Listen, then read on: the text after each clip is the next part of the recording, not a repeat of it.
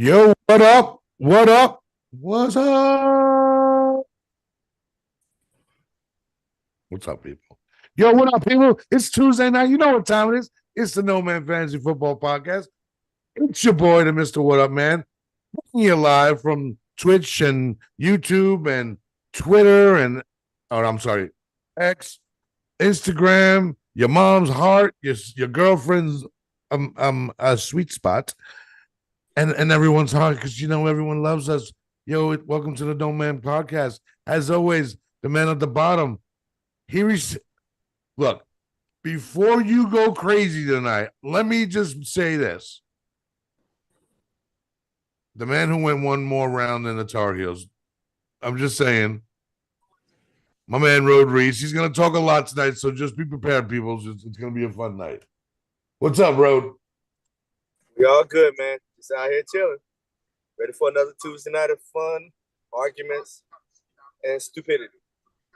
What up, my nephew JJ? What up, JJ's in the building.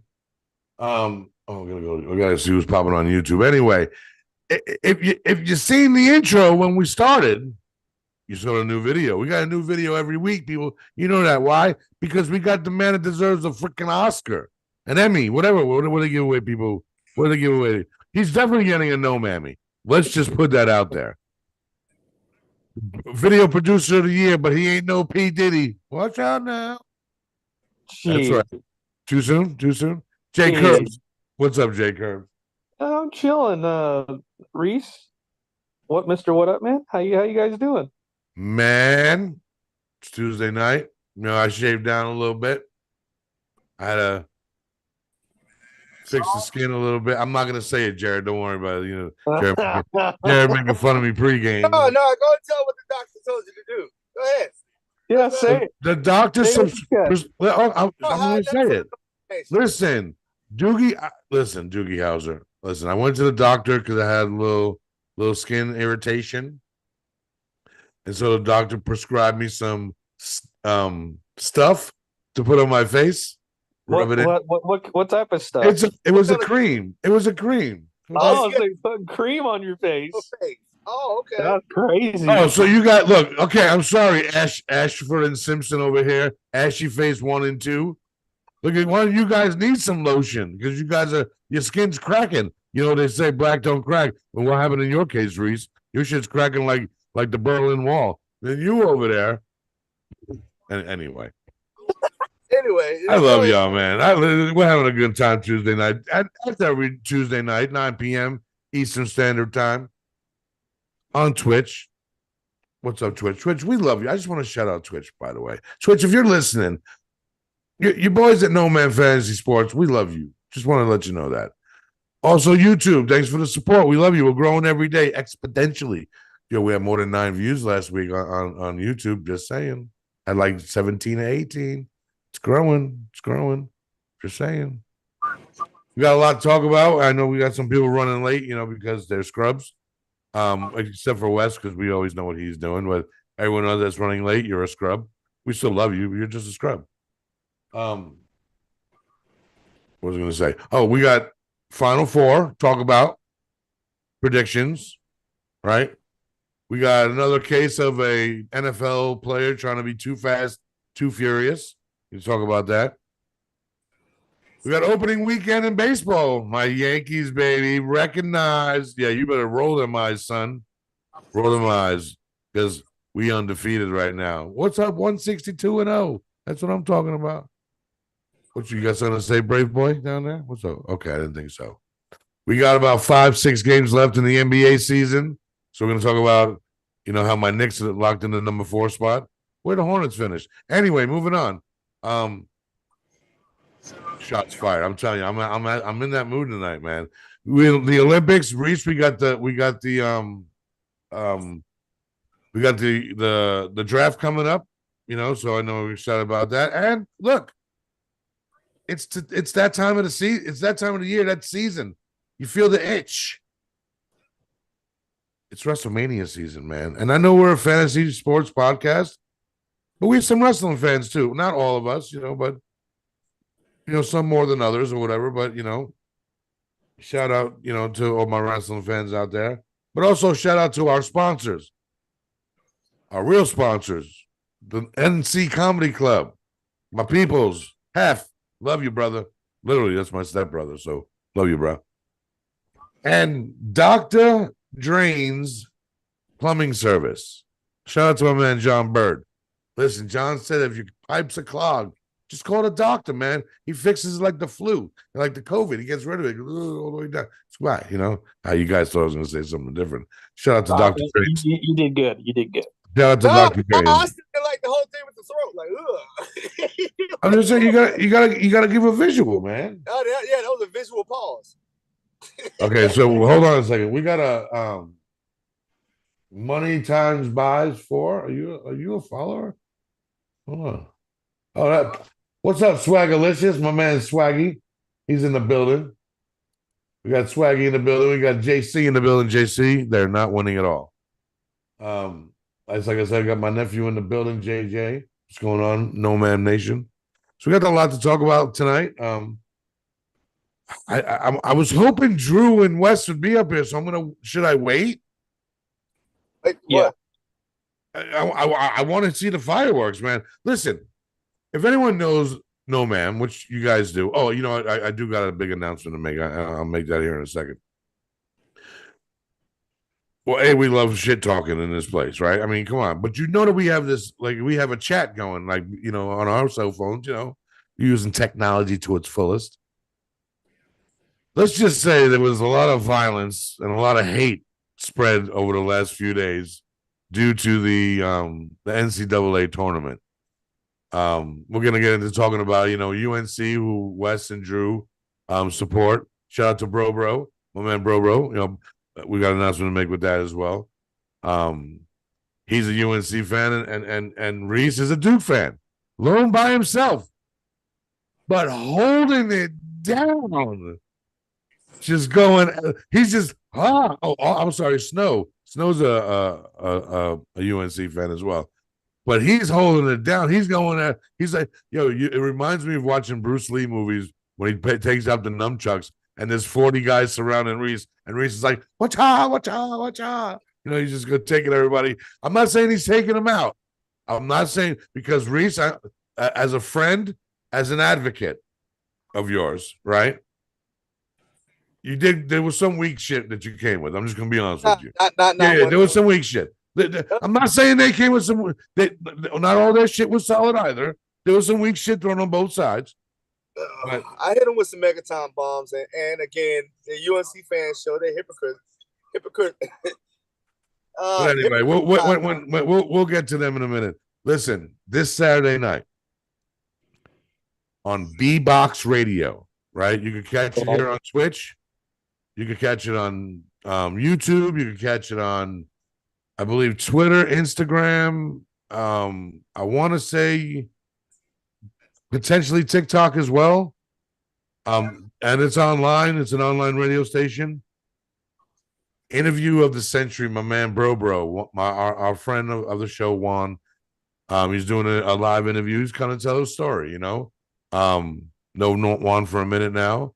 Great dude, just like everybody. We all have our ups and downs in life, but he's had a rough go at it, man. But to see where he's at today, I personally I salute you, my friend.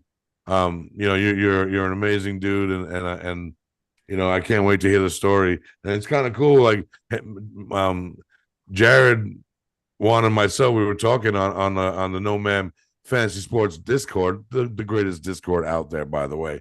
If you haven't been to it, you're a sucker. So just come to it and hang out, because there's shit everywhere. We talk shit all day long on that. But anyway, and we really didn't want to, he kind of wanted to tell us what he was gonna say, but we want to kind of keep it, so we could, feel it as he says it, get that feeling. We know a little bit about the story, but Saturday night, I'll get you the time. But hit us up at nomanfantasyfootball@gmail.com for more information. We'll post it I'll be posting some stuff for him on TikTok as well. So if you follow me on TikTok, look out for that. But shout out to Bro and B-Box Radio, which I think is Fab 315. And all the people over there, Lana, everybody, everyone over there, they're doing big things over there. Um, yeah, man, I'm excited for the draft. Jared, I think I have it somewhere. Hold on. Oh, we'll pull it up later if anything. Jared and I did a mock draft last night, Reese. Like I was like he played Mel Kiper, right? I was the other guy that really didn't know a lot, you know. Oh wow. I mean, no, I'm like serious. No, serious. Like, and I'll be the first one to admit it. It doesn't make me casual. So all you suckers out there, I don't have CFS. I created that motherfucker. You have CFS.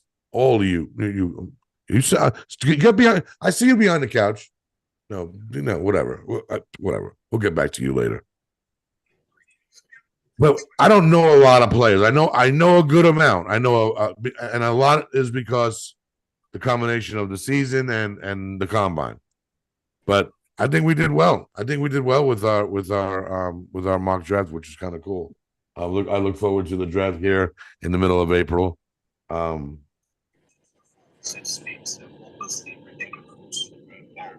Reese, I gotta ask you a question. It's been bugging me, man. Good. So, Jamel Hill, right? Jamila Hill, yeah. What I'll give you my take. Oh, first of all, shout out to Wu Tang, man, representing, protect your neck, baby. So anyway, I'll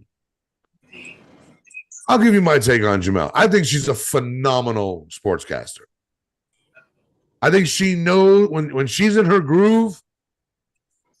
She's amazing. Like she is a very, very, very good sports analyst, right?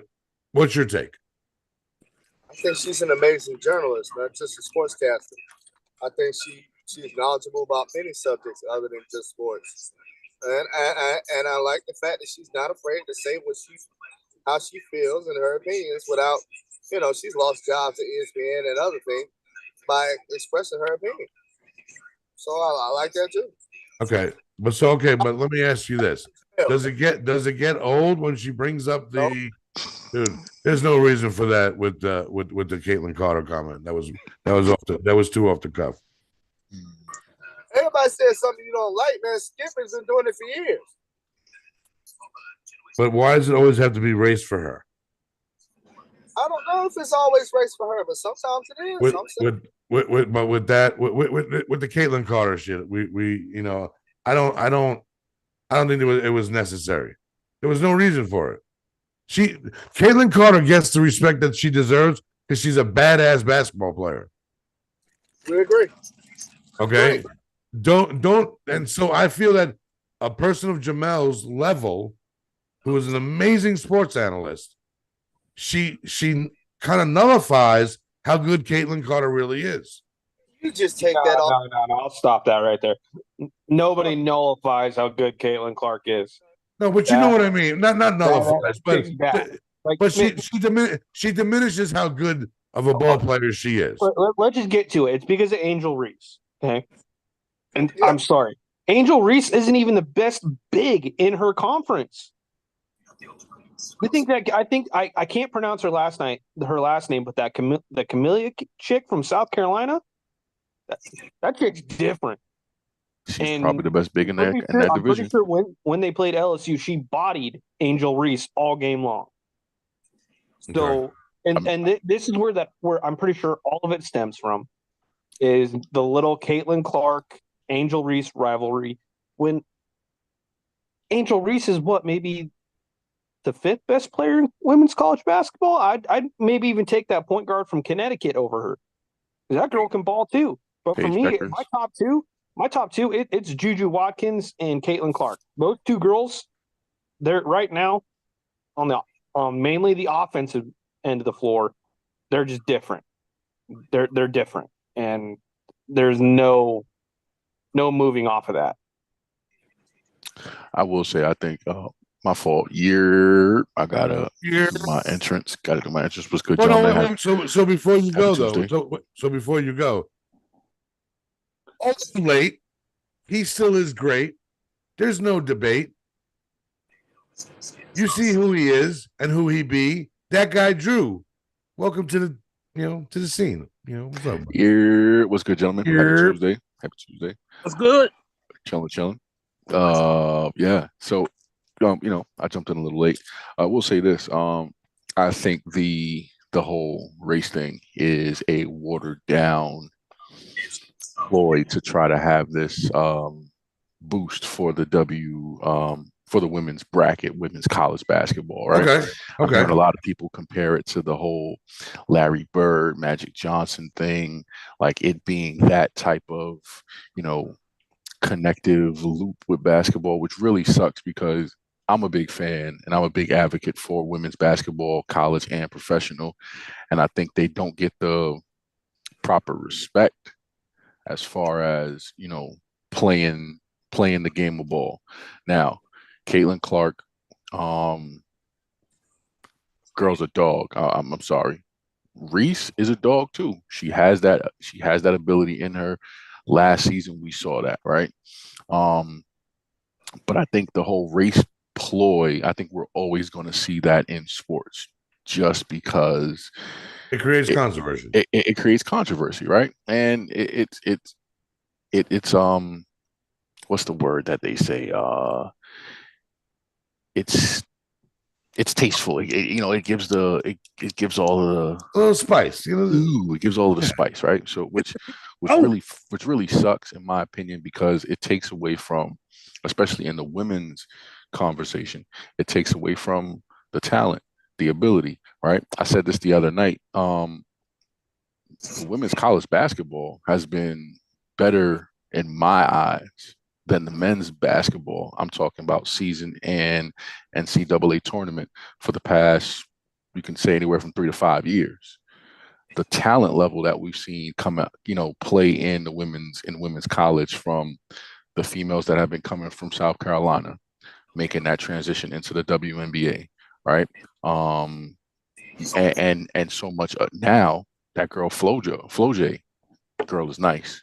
Caitlin is nice. Curbs, the girl that you said, Paige Beckers, and then you have other players that just, you know, we're not going to talk about that stuff in the men's side because we don't see it. Well, But we're using race to define women's. And I think to your point, though, Drew, is that now that they're getting there's a little spiciness to it. There's rivalries. The play is getting better. Maybe that's a positive sign for the WNBA. In time to come. As he entered the building late again, I mean late again. That was a wrong choice of words. He's freezing your brain, people. He's here to tell you because this man's gonna. Him and I got some stuff to talk about, which I'm pretty excited to talk about a little bit later. Oh man, Snowman, what's in the bill? What's in the brain tonight, man? What do you got stirred in there? My brain is cooked, man. Cooked. I tell you, it's full of Java and Node.js. Cooked. I hear you. You're not going this weekend, are you? No, I'll be at Dreamville this weekend. Okay. So yeah, the WrestleMania prices, they kind of priced me out. So okay. Yeah, I got some things planned this year, and I can't spend that much money on that. Is it? Does what you have planned have rings involved? Yes. Nice. Which is why you like how I deduced. You like how I deduced that, right? Which is why I can't miss that flight. Smart man. Yep. So what? We could potentially move that to a Saturday. I will tell you, there's a NoMaam Fantasy Football meeting this Saturday night. Shut your face. One person who's supposed to be there may not be there because he's too bougie. Oh, what's up, Reese? I'm only kidding. But the man who will be there is the unbeatable, unchallengeable, undefeated, undisputed, three-time NoMaam Fantasy Football champ, the greatest what up, gentlemen? co-host in podcast history. What's up, son? What's up, everybody? I'm having light problems over here, so if you see me fiddling around, You didn't pay the bill?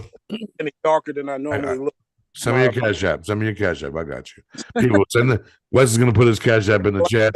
Send him $50, man. Let's go. Reese, I still love you, man. Oh, no. So he's starting. There you go. Look, hey, you know what? You guys have some fun for a few minutes. Continue on. No, we're not. No, hold up. Hold up. Before we get started, I just want to say shout out to. We're not gonna do that. We're not gonna brush over that. We're not gonna let that. We're not gonna. We didn't have a show when y'all did, so don't do that bullshit. You came up on the show asking for your props. So before we get moving, I just want to say shout out to North Carolina State for beating those bum Blue Devils and getting up out of the tournament. Frauds. I'm gonna go back on mute now. Wait, so you want to go to one? So you praise one rival to bless another.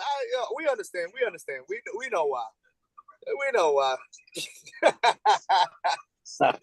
you kiss somebody else's feet to do your job. Got you, clown. Go ahead. Hey, Caitlin Clark. Yes, let's go back to that. Let's go back to that. Yeah. No. Hold on. I want no. Listen, the chat blew up. There was a lot of shots fired back and forth. I want to hear this. I want NoMaam Nation deserves to reenact a little bit of. I mean, I could start it off and say, so Reese went on the defensive or offense, I guess, and he was shooting like the Terminator, like the rounds were coming down. Like in the like the Matrix, you know, remember that scene in the Matrix? Bombs over Baghdad. That's what it was called. Yeah. I love West too much. I love West too much, and I agree. And I'm liking Drew a little bit more. Whoa. So I don't want to get into it. So I don't want to get into it. They both know they full of shit. They both know they grasping at straws, trying to find a way to get over their failures. They're trying to find victories. You know, they want participation trophies. I understand, Carolina fans. You want participation trophies. You don't win everything. You got to find something you win at. Oh, we won a regular season. Nobody care about no regular. What do you get for the regular season ACC championship? I forgot. Do they give you a banner, a trophy, a cookie? What do y'all get for that? Definitely get a banner, but I just want to say, you don't get a banner. You pay attention. Pay attention, chat. Pay attention to the. It's like the goalpost is swaying in the wind. No. This is Carolina fans' goalpost. Nobody talked about regular season victory after Randolph Childress got in our ass in the ACC tournament. We had the better record that season, but nobody talked about that. They said, no, Wake Forest won it. Nobody talk about regular season when we went up to Maryland, had the best record, and got his ass kicked by Juan Dixon and Lonnie Baxter. Nobody was talking about regular season. No, we never discussed regular season. Has never been talked about until Carolina fans actually want to grab straws and try to find something they won this year. You won championship week is always spoken about. What are you talking about? No, ACC tournament champions is the recognized champion. It has never been no regular season title. Please stop it. Nobody said. I said the ACC championship, but that's neither here nor there. My addressing of this whole situation is that when North Carolina lost, the group chat was hot. Shots were fired. That's all I'm saying. Not just the group chat. The Discord was hot. Right? And I'm not going to say no names, but all I know is that when Duke took that headshot from UNC, from North Carolina State, the chat, the Discord was quiet. It was like they ran out of ammunition. That's only one Duke fan in the Discord. So I didn't say nothing. Actually, there's two.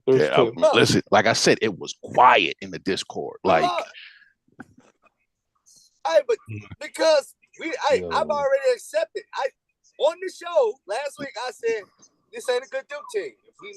I don't know if we're gonna beat Houston. I said I didn't think we were gonna beat Houston. Listen, you can say all that. I'm just saying. Oh boy, got hurt.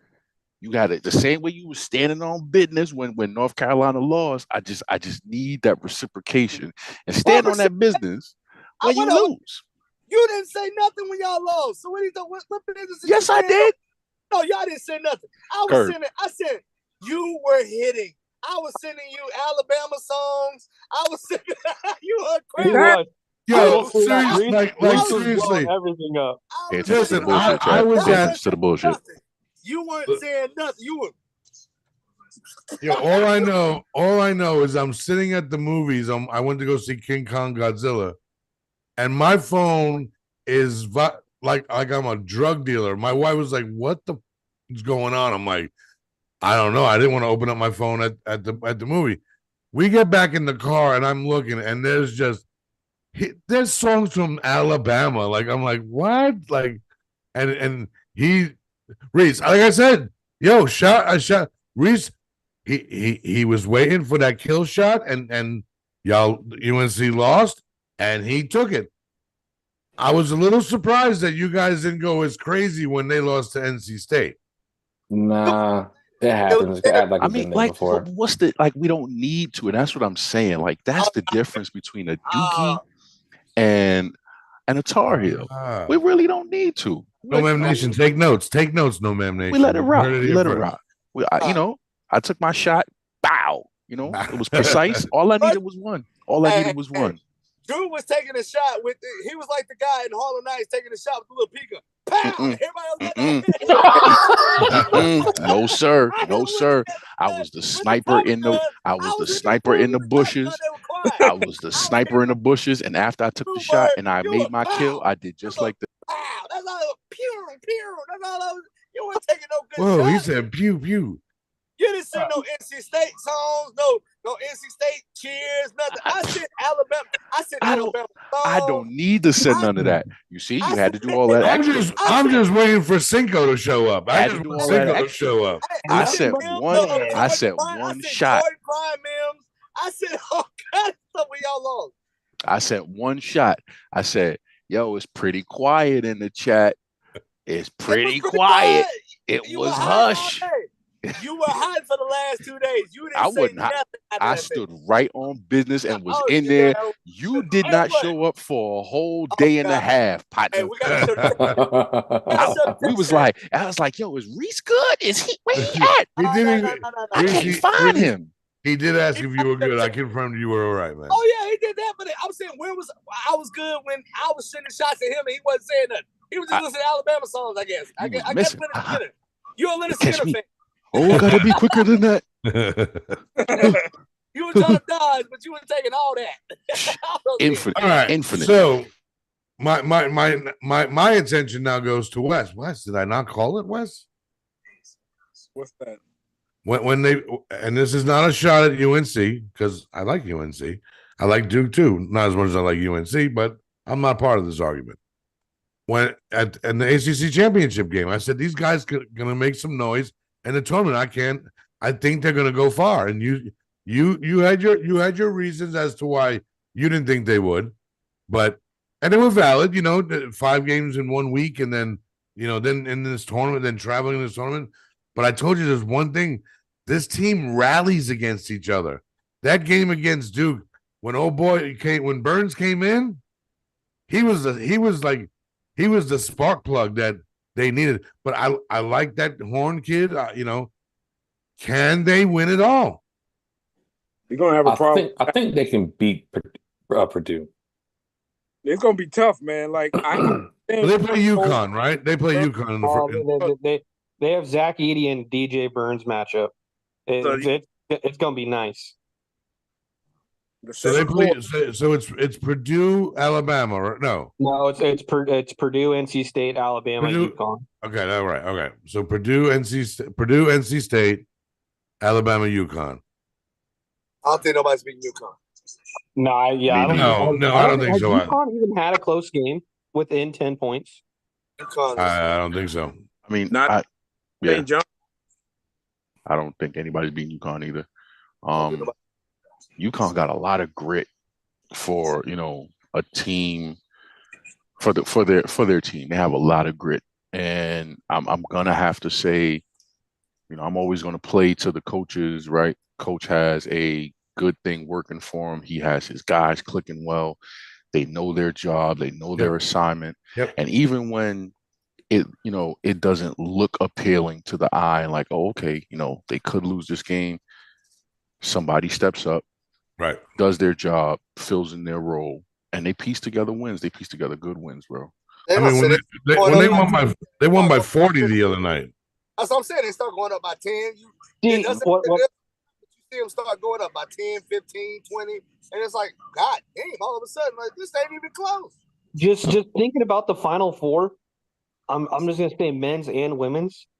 2 schools have 50% of that, of 50% of those teams. Yeah. UConn and NC State. Yep. That is insane. Yep. So is everyone going UConn to win it all? Yeah, I'm pretty much it. Yeah. Go Huskies. Yeah. Go Yeah. Huskies. Yeah. Other side anyway. Hey, my For bracket's still for the alive. state I of North Carolina. I picked UConn, so you still think North Carolina's going to win? No, I mean, like, for the state of for the entire state, Duke fans and Carolina fans, it's in everybody's best interest that UConn win by a lot. Oh, I don't care. Hey, I'm just saying, man. Hey, Now state you cooking snow. You cooking twice in snow. a lifetime. it's been 1983, man. Good God, it's okay. No. I know. Hey, got to keep the streak alive, man. Got to keep the streak alive. You know what? I want State to come back so y'all have somebody to fight with and just leave us the hell alone. Stop Nah, Nah, it would be like. we don't consider y'all rivals no more. We think Florida State. Nah. Wait, I mean, I thought they we were don't consider better. you guys rivals anymore. Yeah, they were better. They were better than you guys this year, man. I mean, Who? UNC. Yeah, they had 16, 34-year-olds playing on the team. Every team got 16, 34-year-olds playing on the Okay, team. we're about to see. Shout out to COVID. Hey, wait. Shout out to COVID. Hey, guys, y'all got y'all tickets ready? COVID-19. Y'all got y'all tickets ready? Y'all gonna go watch Bangkok in Jerusalem? Go play. You said Jerusalem? Yeah, you gonna play. Damn. Y'all got your tickets ready? You're sending him to the Middle East. Wow, To dude. Jerusalem. Damn, dude. Reese is nasty. Reese, nasty. you got some anger issues right now, man. Oh, Ask your man. Carolina Strike. fans, the last player that got drafted to the NBA from Carolina. Ask which one? Who was that? Kobe White. How long is that? Kobe's off his rookie contract. That's like 3 years ago. What are you talking about? Kobe White's not 3 years ago. Are you Hold on. serious, Drew? No, Kobe White is about like 3 years ago, bro. he was the backup center. He plays for Brooklyn now. He got drafted 2 years ago. I forgot Sharp something. Oh yeah, Shaden. Not Shaden Sharp. Yeah, said it's on. Yeah, Shaden Sharp. 2 years ago. Who's the last? And But who's the my last? point, Who's the last why Duke are we player? still talking about Who Carolina? the last Duke players? Yeah, they got drafted. Dude, we had 2 drafted last year. If we didn't lose those 2, Derek Lively and Whitehead, both top 20 picks. If we didn't lose Derek Lively, we had somebody that could take. I will say this, Reese. Your boy Filipowski, whatever his name, he's a bitch.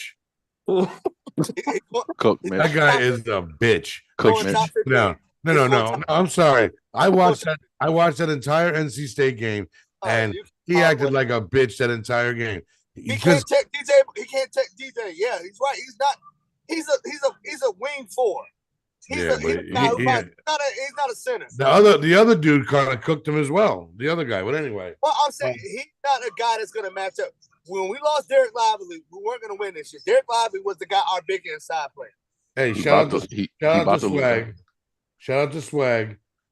He said Purdue got a better chance against UConn than these other teams, but don't sleep on Bama.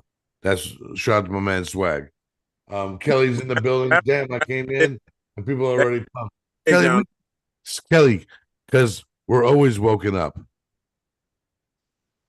I got that drink in my cup. Good one, Mitch. Good one, Mitch. Good one. Hey, Drew, you had a question? The last Duke player to win a NBA championship, Jack White. Who?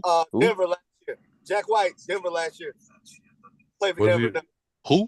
But did he play? Jack White. Yes, played for the Denver Nuggets. No, but did he play? Did he play? Oh, shut the fuck up. Oh, okay. Was he in? I just asked a question. Thank you. Yo, Reese sounded like Kansas right now. Listen, Yeah. Reese is sounding like Kansas right Oh, now. don't do Shout out that to to him. Don't do Kansas. that to him. Reese, calm down. Listen, I was just asking you. No. Reese, I was just asking you a question because I Scott didn't know. Williams. Listen, I don't know the answer to the question. I'm a sports journalist. Let me do my job. That wasn't the question. The question was, did he get it? Who was the last Duke player to get an NBA championship? I just told him. Yeah, but if he didn't play, does he deserve it though? Okay, so Scott Williams don't deserve none of the Bulls titles because that's all he did. That's a fact. He don't. Oh, okay. Oh, if we cool with that, all right, cool. Riding the bus. Yeah, he was right. Wait a second. Go, Mike. Go, Hold on. Scotty. Stop. Go. I got my ring. Reese, I'm gonna stamp you with a grade 1 CFS right now. No, you don't stamp me with nothing. I'm pegging you it. You got it. Guys, move. I need everyone what? who's next. I need everyone who's next to Reese. I'm glad I'm not the only one that heard that. Wait, Yo. I beg your finest pardon? What you say? Oh, No, you're not about to pay. Listen, you're gonna get a CFS alert. Yo! You about to get a Yes, text. sir. said that. You about to What get did I a say? Said that. Please pause him now. Oh, You gotta pause man. that. What am I pausing? Pause. What am I pausing? What did I say? You just You said said you you're about to gonna peg him. I'm gonna I don't know what. You're gonna peg him with CFS or something like that. what, you gonna peg Why me? does your mind always go to the gutter? This is I a wasn't the only one. Snow got it too. to help me out, man. All right. I am going to place a CFS alert tag on your forehead. So, okay, say that shit. Well, whatever, man. Stop. Listen, fuck you, Reese. You got fucking CFS that you would bring up a fucking bench player as the last Duke person to get a fucking title. That's some bullshit. Because that's not even fair. Because that was the question. And if it was any other question, okay, what's the last? So we have to say earned one now. We have to say earned one now. Okay, so he's not in practice every day. He's not helping Joker get better. The motherfuckers making game sneakers. Oh God damn, man! You see what? That's why I hate you UNC fans and you satellite UNC fans. Y'all keep changing up the argument. It's just hypocrite. What does this have to do with being a UNC fan? Drew asked you a question. He asked a question. Who was the last to win an national? The guy. Somebody, please look this up for me. How many minutes did this jockstrap play last year on the Denver Nuggets? Don't matter. He got a ring, right? Christian Nobody. Brown. Hey, you won't give credit to Christian Laettner for the Miami. He got a ring, but he played a little bit. But you won't give him Christian credit. Laettner played enough to really? contribute to more than one win or 3 minutes of a season. Okay, then we go. But I swear to God, for years, Scott Williams got credit for. He's got 3 championships. Doing what? That's what my question was. I kept. You are an angry. See, maybe this is the moniker of Duke fans that you guys are just angry for no reason. Well, we're just angry for no reason. That's just what it sounds like. No, I'm angry for no reason because I got to deal with morons. He said, Got space in there, bitch. Mitch, we own space in there. Yeah, I don't know why. I gotta say, Reese, if you sit down and think about it, they do live rent free in your head, man. Oh God, because I'm tired of the hypocrites. I'm tired of all these. Okay, the first argument from Carolina was always, well, at least we put players in the NBA. When that stopped happening, Who's saying this? That was years. Come on, man. You said that. Whatever beef you got with old Carolina fans, I get it. Okay, wait. Reese, to be real with you, I'm current. We lost, y'all lost. We move on next year. I get you got the recruiting class. I get it. We see you next year. That's what I'm about. If you're gonna pull up stats of what Touche did back in the 95, I'm not that dude. You got to find another Carolina dude for that. That's all I'm saying. Okay, Weston, it's not directed to you. It's not words. I ain't say nothing. Let me slide on this. I just asked the question.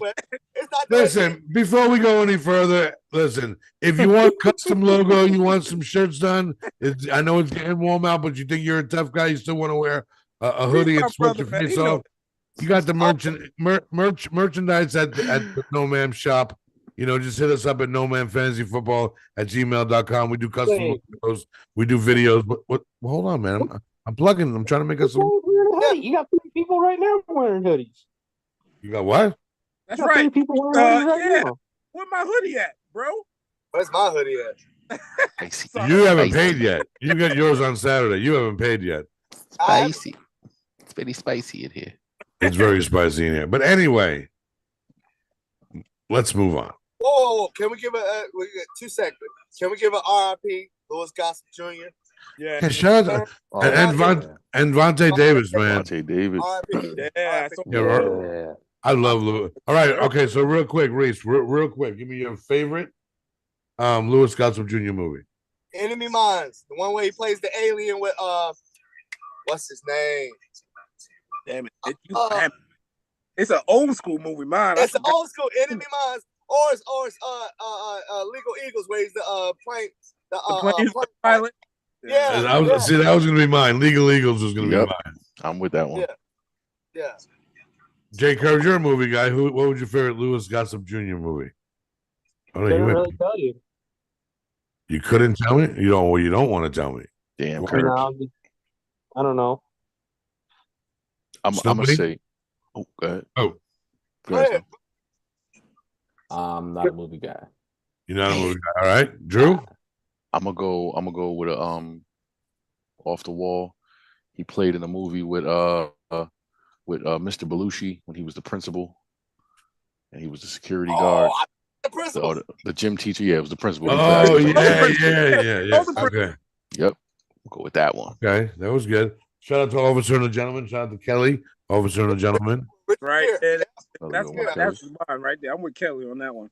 Yeah, Officer and a Gentleman. He was solid. It was okay. Oh God, man, got Dennis Quaid. It was Dennis Quaid, Enemy Mines, and he played this alien. He was the alien. Yep. Yeah. Hey, mayonnaise. He said with mayonnaise. That's what Matt wrote. Matt said Dennis Quaid. Iron Eagle too. Yeah. So shout out to Louis Gossett Jr. Shout out to Vontae Davis, man. You know, 35 years old. Man. Shame. That's tough. Yeah. I mean, known for retiring at halftime, said, "Nah, I'm just done." Like, does anybody know? Oh, what that's happened, right. He retired at halftime. Remember that, right? That was Nobody knows. like, where's Vontae Davis? Yeah, he decided he's gonna move to Boca Raton, Florida. He's done. He's retiring, man. You know, he's out of here. I heard they're not looking for homicide, so you know. Damn. No, they say there was something internal. They're not saying that. They haven't said something internal, drugs, or anything else. They just said they already ruled out homicide. So okay. Well, someone who almost caused a homicide, a dumbass, and I really want to talk about this for a minute. Another jackass that thinks he's too fast, too furious. You know, wants to star in the next one. NFL at this point, the NFL could have their own, you know, edition of Too Fast, Too Furious. NFL, you know, Rasheed Rice. Roster. I mean, Wait, was he the one driving it? All right, or was somebody else driving this car? So everything that we have to say, because we don't want to get, you know, banana or anything or whatever. Allegedly, he was driving a rented Corvette.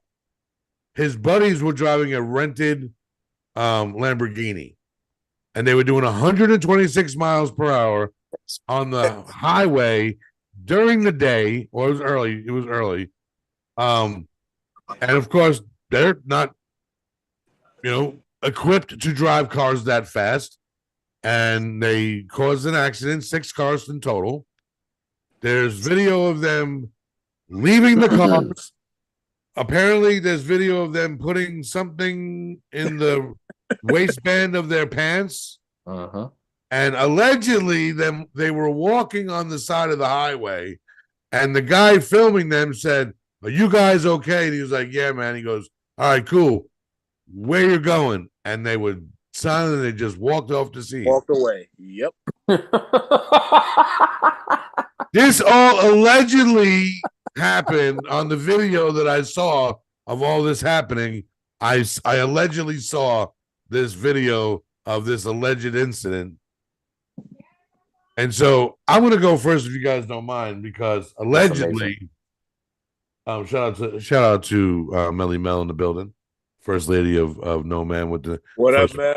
with the NoMaam tattoo. Here, I got a few things I want to say, and then I'll leave it open to you guys. There is a TikToker who is a young woman. She is a diehard Kansas City fan.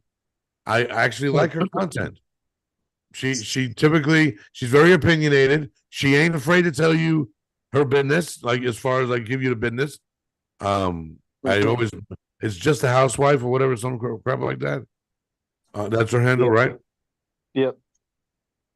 It was all about defending Rashee Rice. Oh, there's no proof.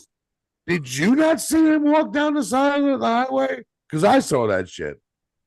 And then someone said he should be suspended indefinitely or kicked out of the league. She's like, no, that's max 3 games. So that pisses that right there. If you are a human, because there was a 7-year-old, and I'm a father, so any parents out there, there was a 7-year-old girl in one of those cars that thankfully walked away rather unharmed. She had a few bumps and bruises or whatever. It was a little sore, but for the most part, she's fine. So God bless. But when the hell are these guys going to learn? Like, this is ridiculous. It's not about who your football player. At this point, human beings, listen up. If you don't ride for NASCAR, stop going over 100 miles per hour on the highway. You can't handle it. You can't. And to Rashee Rice, for you walking away, allegedly walking away, you're positively a piece of shit in my eyes. That's a guy and here's the thing. We talk about the Hall of Fame, character issues and whatnot. If this man still gets to play in the NFL, that's a person I would never draft in a fantasy draft. I'm gonna put business on that right now. Wes, I'll go to you next. You say, well, what do you got? That's appropriate because I got the Henry Ruggs experience. So, if I'm trying to remember, I think Henry Ruggs got immediately 4 games before his stuff came out, right? Like the girl died and all that stuff. Died in here. Yeah. So Henry Ruggs is a little bit more extreme, but my thing is I don't understand the need for speed for these young guys, especially with money. Right. Like, why do you need to drive fast? If you have that itch, go to a NASCAR circuit to get that out. Like, riding on the street, it's just crazy to me because you put so many innocent people, at risk for doing things like that. That's just my point on that. I mean, he's not filthy rich, but he's rich enough where if he wants to drive exotic cars, go to a speedway. Yep. Learn how to do it first. You don't just hey Reese, if you're gonna be home Saturday, let's go jump out of an airplane. Are you kidding me? Like, I hate these young players, and my side of it is, I grew up in a time, and I remember Bobby Fields. We lost Bobby. That's right. Street driving with David Wesley. With David Wesley racing off of what was it? Tavola Road. Mm-hmm. Tavola Road. We lost Bobby. He left his family, left kids, could have killed anybody, killed himself. But that was a big loss for the whole city of Charlotte for years. We still got the jersey hanging up for that stupidity. I'm saying these young players, man, they don't even they don't look back at history. They don't look back at nothing. They just do stupid shit all the goddamn time. Entitlement. And then start crying when the consequences come. Thank you. Start crying and whining when the consequences come. No. Mm-hmm. So, Drew, based on what Reese just said, Drew, I want to go to you next because you're a dad, right? A few times over, right? Wow. I want you to build on what Reese said, right? So now we got guys. So now it's not even just about losing a sports star, right? Because he's on a great team, whatever. They'll be fine without him or whatever. But talk about the impact this has beyond just sports now. Oh no, it is a big impact when you think about it for right. And I'm gonna say two ways. One, the impact on the social side, right? The young kids that are watching him as the fanatic, excuse me, right? This now taints his image, right? On that quote unquote role model or idolization plateau. It is detrimental because it is setting a bad example in the eyes, right? And as a parent of a young athlete, I would hope, to be able to have taught my athlete, my child as an athlete to, this is noticing that this is something wrong, right? Just because you have the money to go out and do things like this and buy a fancy car and want to push that to the limit, you not only put yourself in risk, but you're putting other people in risk. Yep. And then on the personal side of it, right? Rashid, I'm pretty sure comes from I don't want to marginalize him and say that he comes from a family that is less than the margin. But if that is the case, right, and he has people that are leaning against him or towards him being that breadwinner or that facilitator for the family, right? Now this puts a huge strain, right? You think about a guy who finally gets that big contract and then goes and buys his mom this big house, buys his dad this nice car, and now you put yourself in a position to not only lose that contract, which you haven't even got the boatload and the share of, but also, in the situation like Wes said, the Henry Ruggs situation, now you're looking at jail time, losing endorsements, losing money, and that puts the family, that puts the family structure in a worse situation because you take them out of a place, put them somewhere else.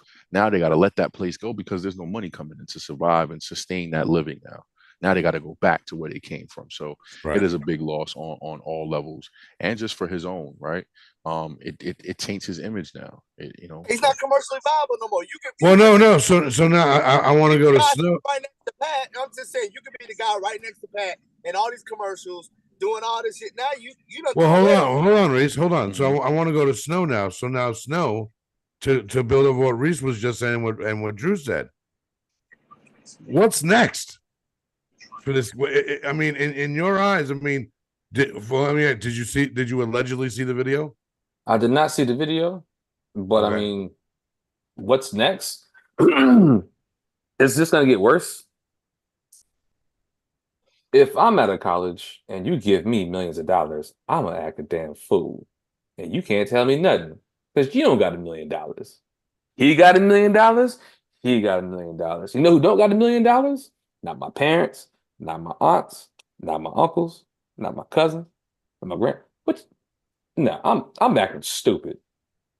So until you can't take the money away, it's just something bad's gonna have to happen consistently. Because right now it's like, oh man, he did something and nothing really happened, right? If we get, hopefully it doesn't happen, but if we get the stuff that's like Henry Ruggs activities consistently, then they'll do something. But if you think about it, nobody got hurt. So it's going to keep on going. And the money's going to keep going up. And these players are going to feel invincible. Fam, I felt invincible when I got out of college. All right. So and now I had my salary. So I know if I had their salary, man, yo. I want to go to Kirby. Lastly on this, Curb. So now take what Snow just said, right? But and Wes is going to hate me when I say this. Now the owners, though, that won't, we've always heard that term, one bad apple ruins the bunch, right? Mm-hmm. Can he not fuck it up for everybody looking to get a bag moving forward? No. At the end of the day, we got to remember this kid was a second-round pick. It's not like he was a first-round pick.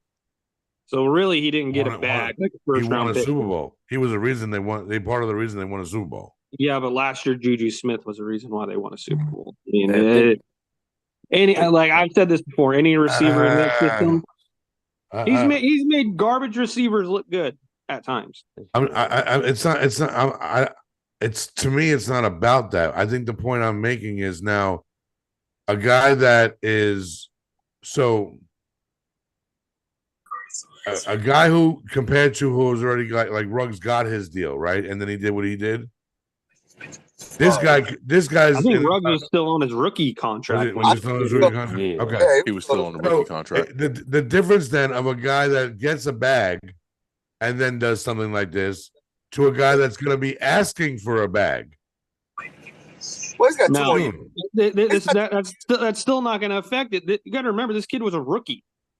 Like he's not getting a bag anytime soon. 2 or 3 I mean, years. might it cost him money? Yes, but the first thing I would worry about if I was him is being put on that commissioner's exempt list. Yeah, he should be worried about. I mean, I'm surprised it hasn't happened already. Okay, so then Wes, why has that not happened? That's Roger Goodell. And I don't know why. Maybe it's because it's off season and the impact isn't there. But before the season starts, he needs to be on some type of list. Have they filed charges yet? That's my Yeah, question. They be ongoing, and Roger Goodell probably. That's why. Back. That's why. Okay. That's why they haven't filed charges yet. So yeah, they like to let the legal system play out before they do anything. They like to let the legal system go do first. And I think, like I said, he needs to be punished. I think he needs the same thing we talk about John Morant. John Morant had to get punished to show, yo, dude, stop coming around playing with guns, showing them on TikTok. You can have a gun, concealed license. You ain't gotta be playing around with it and showing on TikTok. You gotta punish these dudes. They gotta take a good hit, and so the rest of them can see, like, oh wait, okay, well, oh shit, we might not need to do that. Because with the John Morant thing, I'm like, didn't you learn your lesson with Gilbert Arenas? Like, what are you doing? No. What are you doing? Because it's not going to happen to me. Well, I'm smarter than that. I'm not going to bring the guns inside the arena. That is the exactly. Gilbert Arenas was gambling. And and that was different. Got out of control. He brought the guns to work, right? That was a little bit different. Yeah, but let's be honest. Hold on. Different, but to Snow's point, all circles back to what he just said. Man, they ain't gonna catch me. Because you would hope there'd be someone that was in Rice's head and be like, listen, dude, this is probably not the best idea, man. Nah, man, we're gonna be fine. We're just gonna go down this strip one time. We're gonna open them up and you'll see what happens, and then we'll go to the Waffle House. Oh, again, that goes back to your handlers and your guys. Your homeboys, exactly. Nobody told John, like, hey, man, you need to chill with all this. You get trouble. Somebody should have told him. Ooh, Jason Williams from the Nets. Right.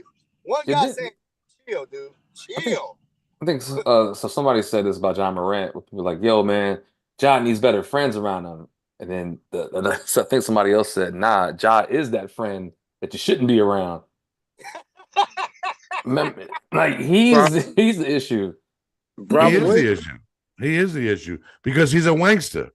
He was never about that life, but money in Memphis. Man, I'll be like, yo, I need to hang out with DJ Paul, Juicy J. We doing all the stuff y'all did in the 90s. I'm reckless. Exactly. I'll be Snowman for real. Crazy. Crazy. Man, I'm living in Snow, you're supposed to be a role model, Snow. Stop it. Yep, in my 30s, yes, I am. I mean, he was lined up with Juicy J. Living in Nashville, and then Drew, who else you hanging out with in Memphis?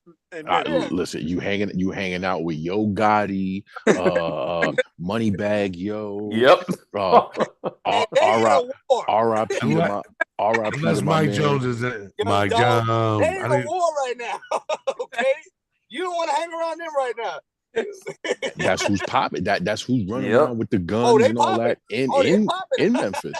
Like not for nothing. Like when as Ja started blowing up, like his pops was sitting next to guys like Yo Gotti and all of these other rappers that are gang affiliated in Memphis, right? So you can see where that influence of money taking you out of one position and putting you in another put you in that popularity contest that you ain't never really been in, and it Oh, draws but that Mitch- attention.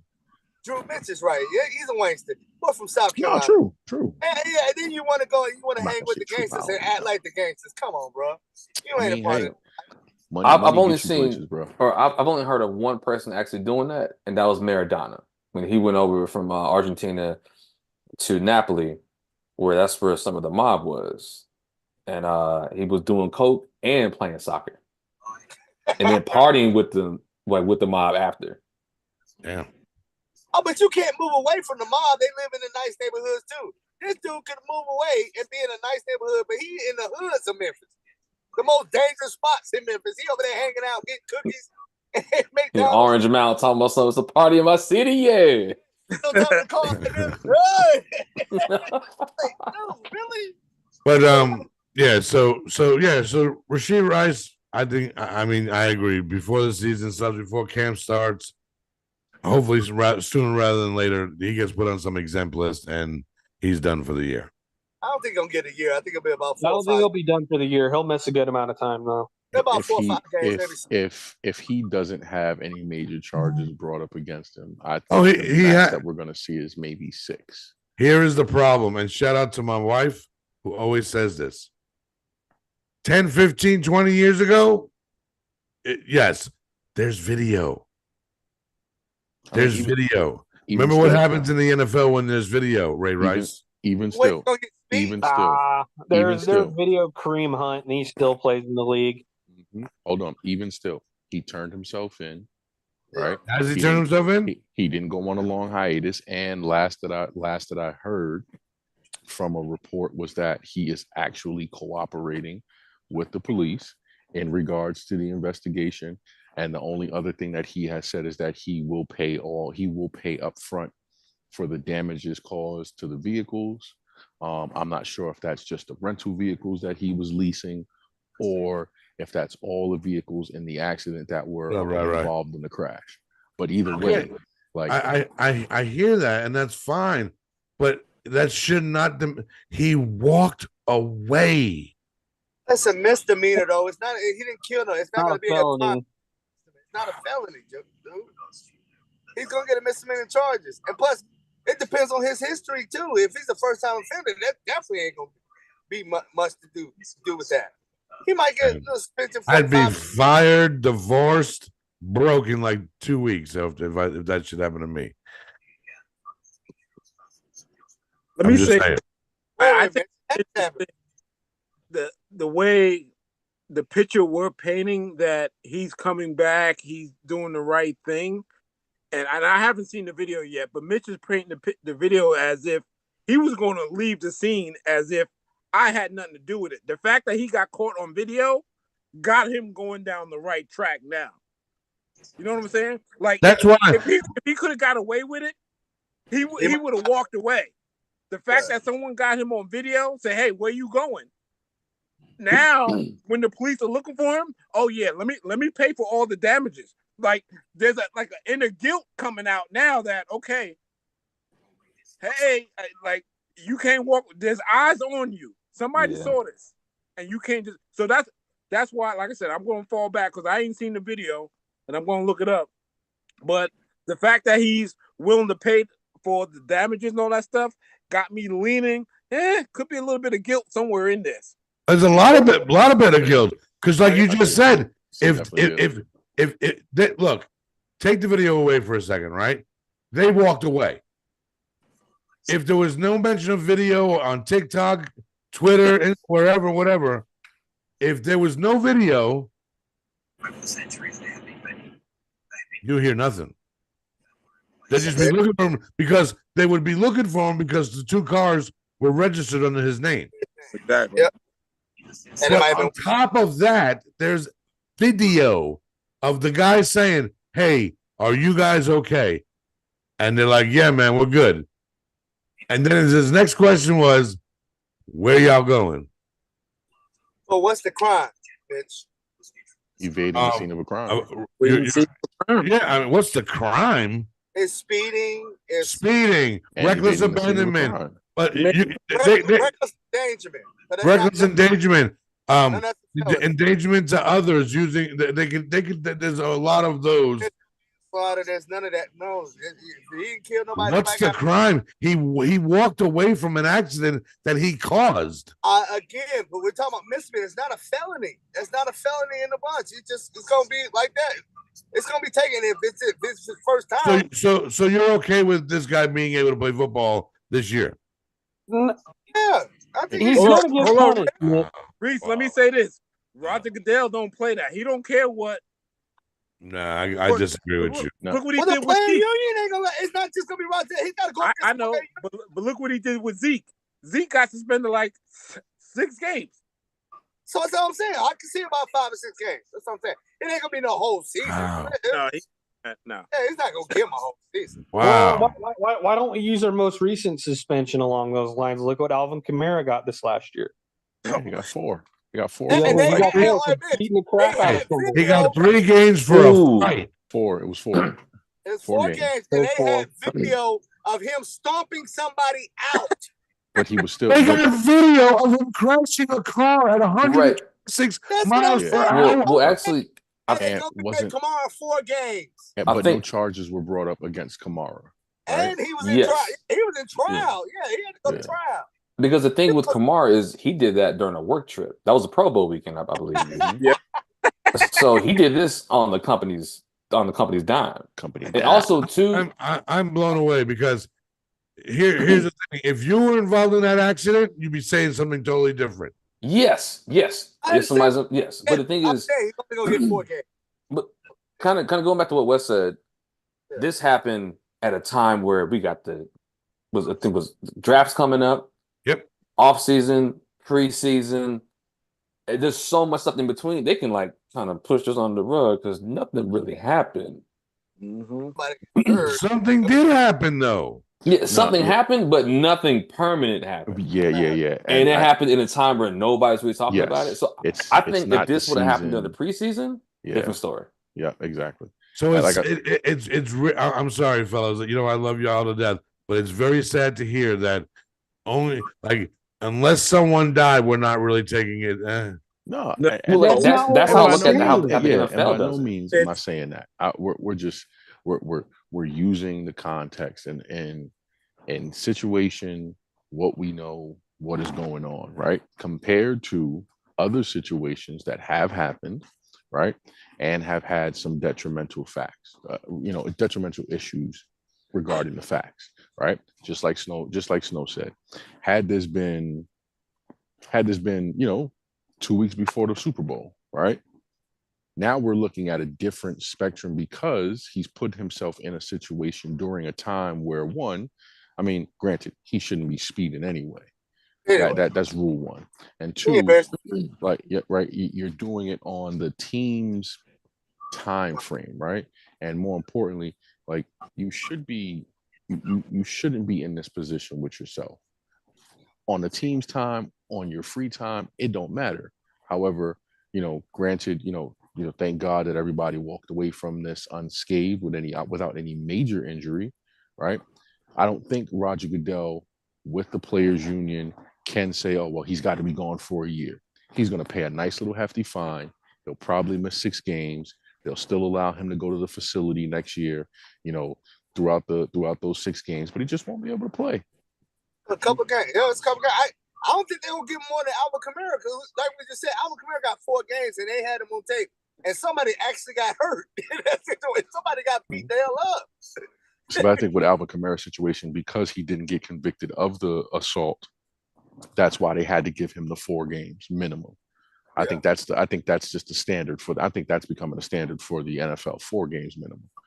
All right. The same way the NBA is 25 games as a minimum when you do something crazy. Well, I'm saying Deshaun Watson only got 11. He got 11 games and had 34 people. Somebody, Yeah, but the thing is, like, That was something different. That was he something didn't, different. he That's what I'm didn't, saying, he but- didn't so play, you and they think kind of did like a time serve type thing. Mr. But that's what I'm saying. Massage. That's what I'm saying. So, Mitch, there's no way they will give him a whole season for this because the president's been set. Like, he didn't go past those 2 levels. They're not going to give him like that much.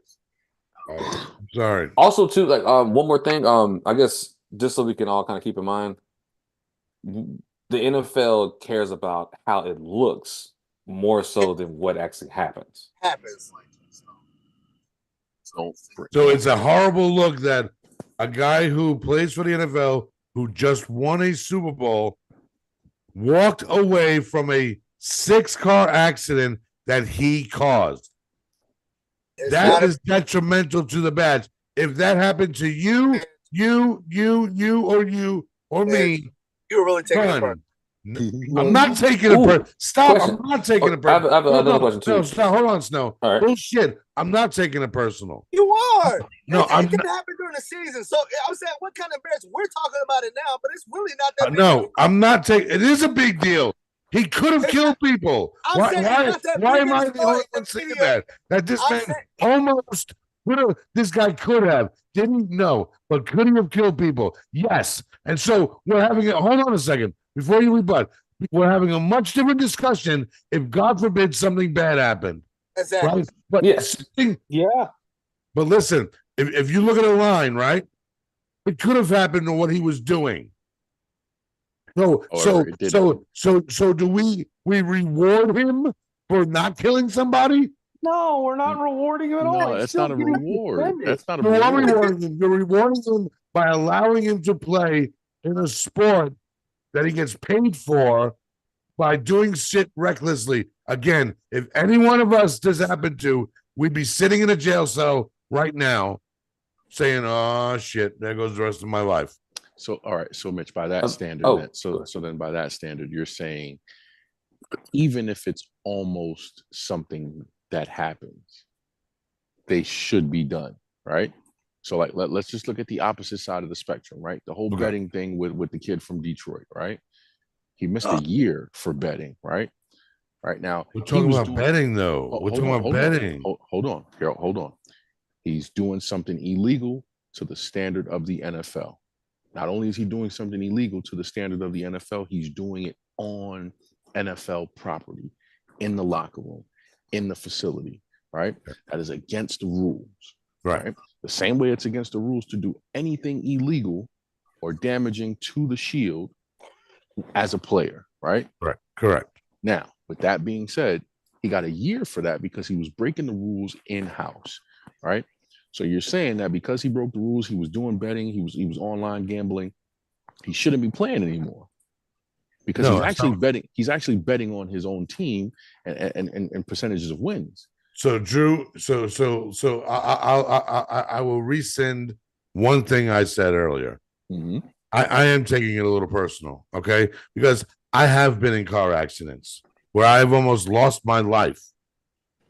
Okay, so we cannot compare a man driving 126 miles per hour on a freeway and hitting people and almost killing somebody, because it was almost.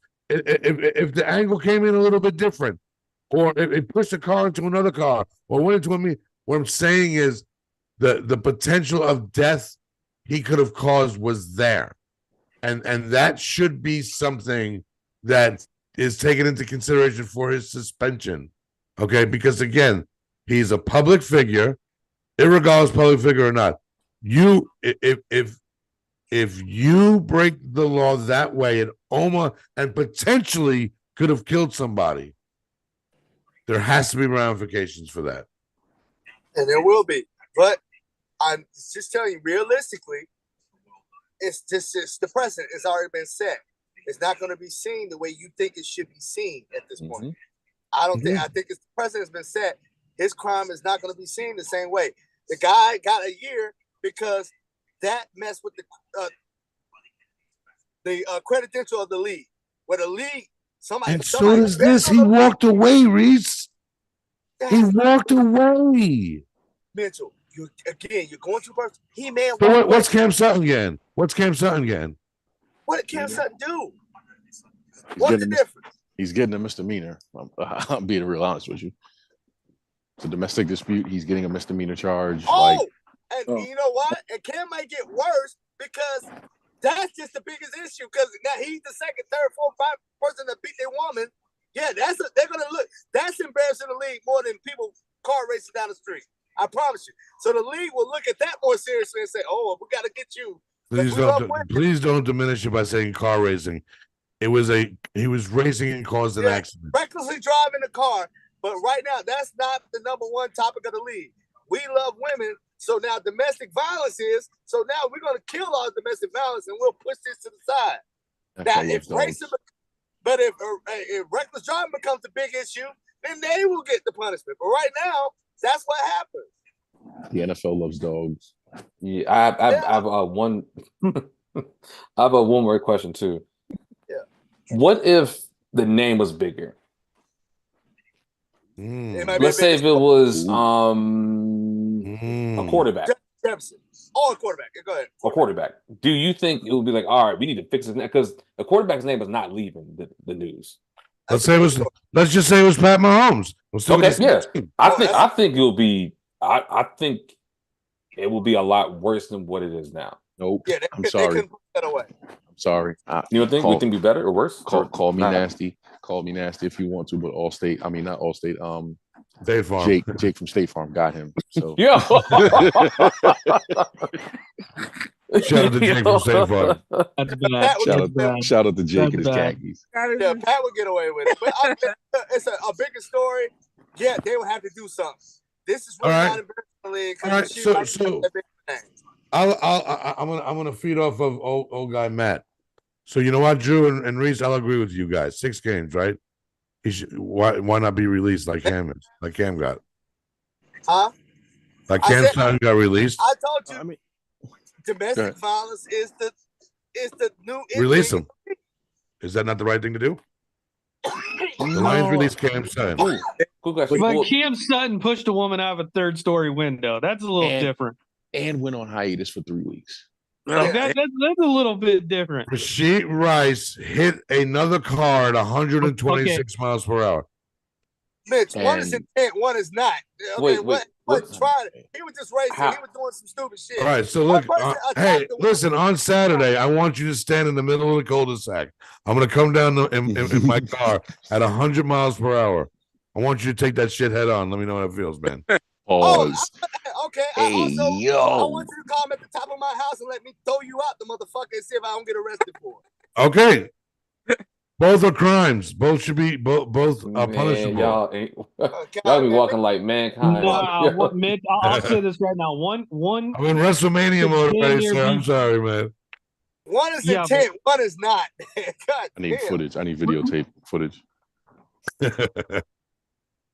Coming live at 11. Good question. Cam Sutton, how is he on the decline of his career? No. Yeah. He got drafted now, but this year. Right, I mean, but is he going down, going up? He's been getting cooked for the last 2 years. Especially last year, after he was getting hibachi fried, like he is Atlanta strip club. I was gonna say, I watched AJ Brown 2 years ago catch 3 tutties on him. So that could also play in the factor of Mike Williams had him in a grind. The thing is, like with Ray Rice, right? We all play fantasy, right? Yeah. We saw Ray Rice's numbers decline before that thing. I think the Ravens were like, "Oh, gotcha, gone, breach the contract." There we go. Right, I see what I agree with you, Stone. It's so much easier to do that when the guy's declining and he's not that much of a factor on the team. Yeah, no, you're right. He on the cut. Yeah, I saw that. I was like, nah, they bring it back because of the numbers. You're really not that great of a running back, so.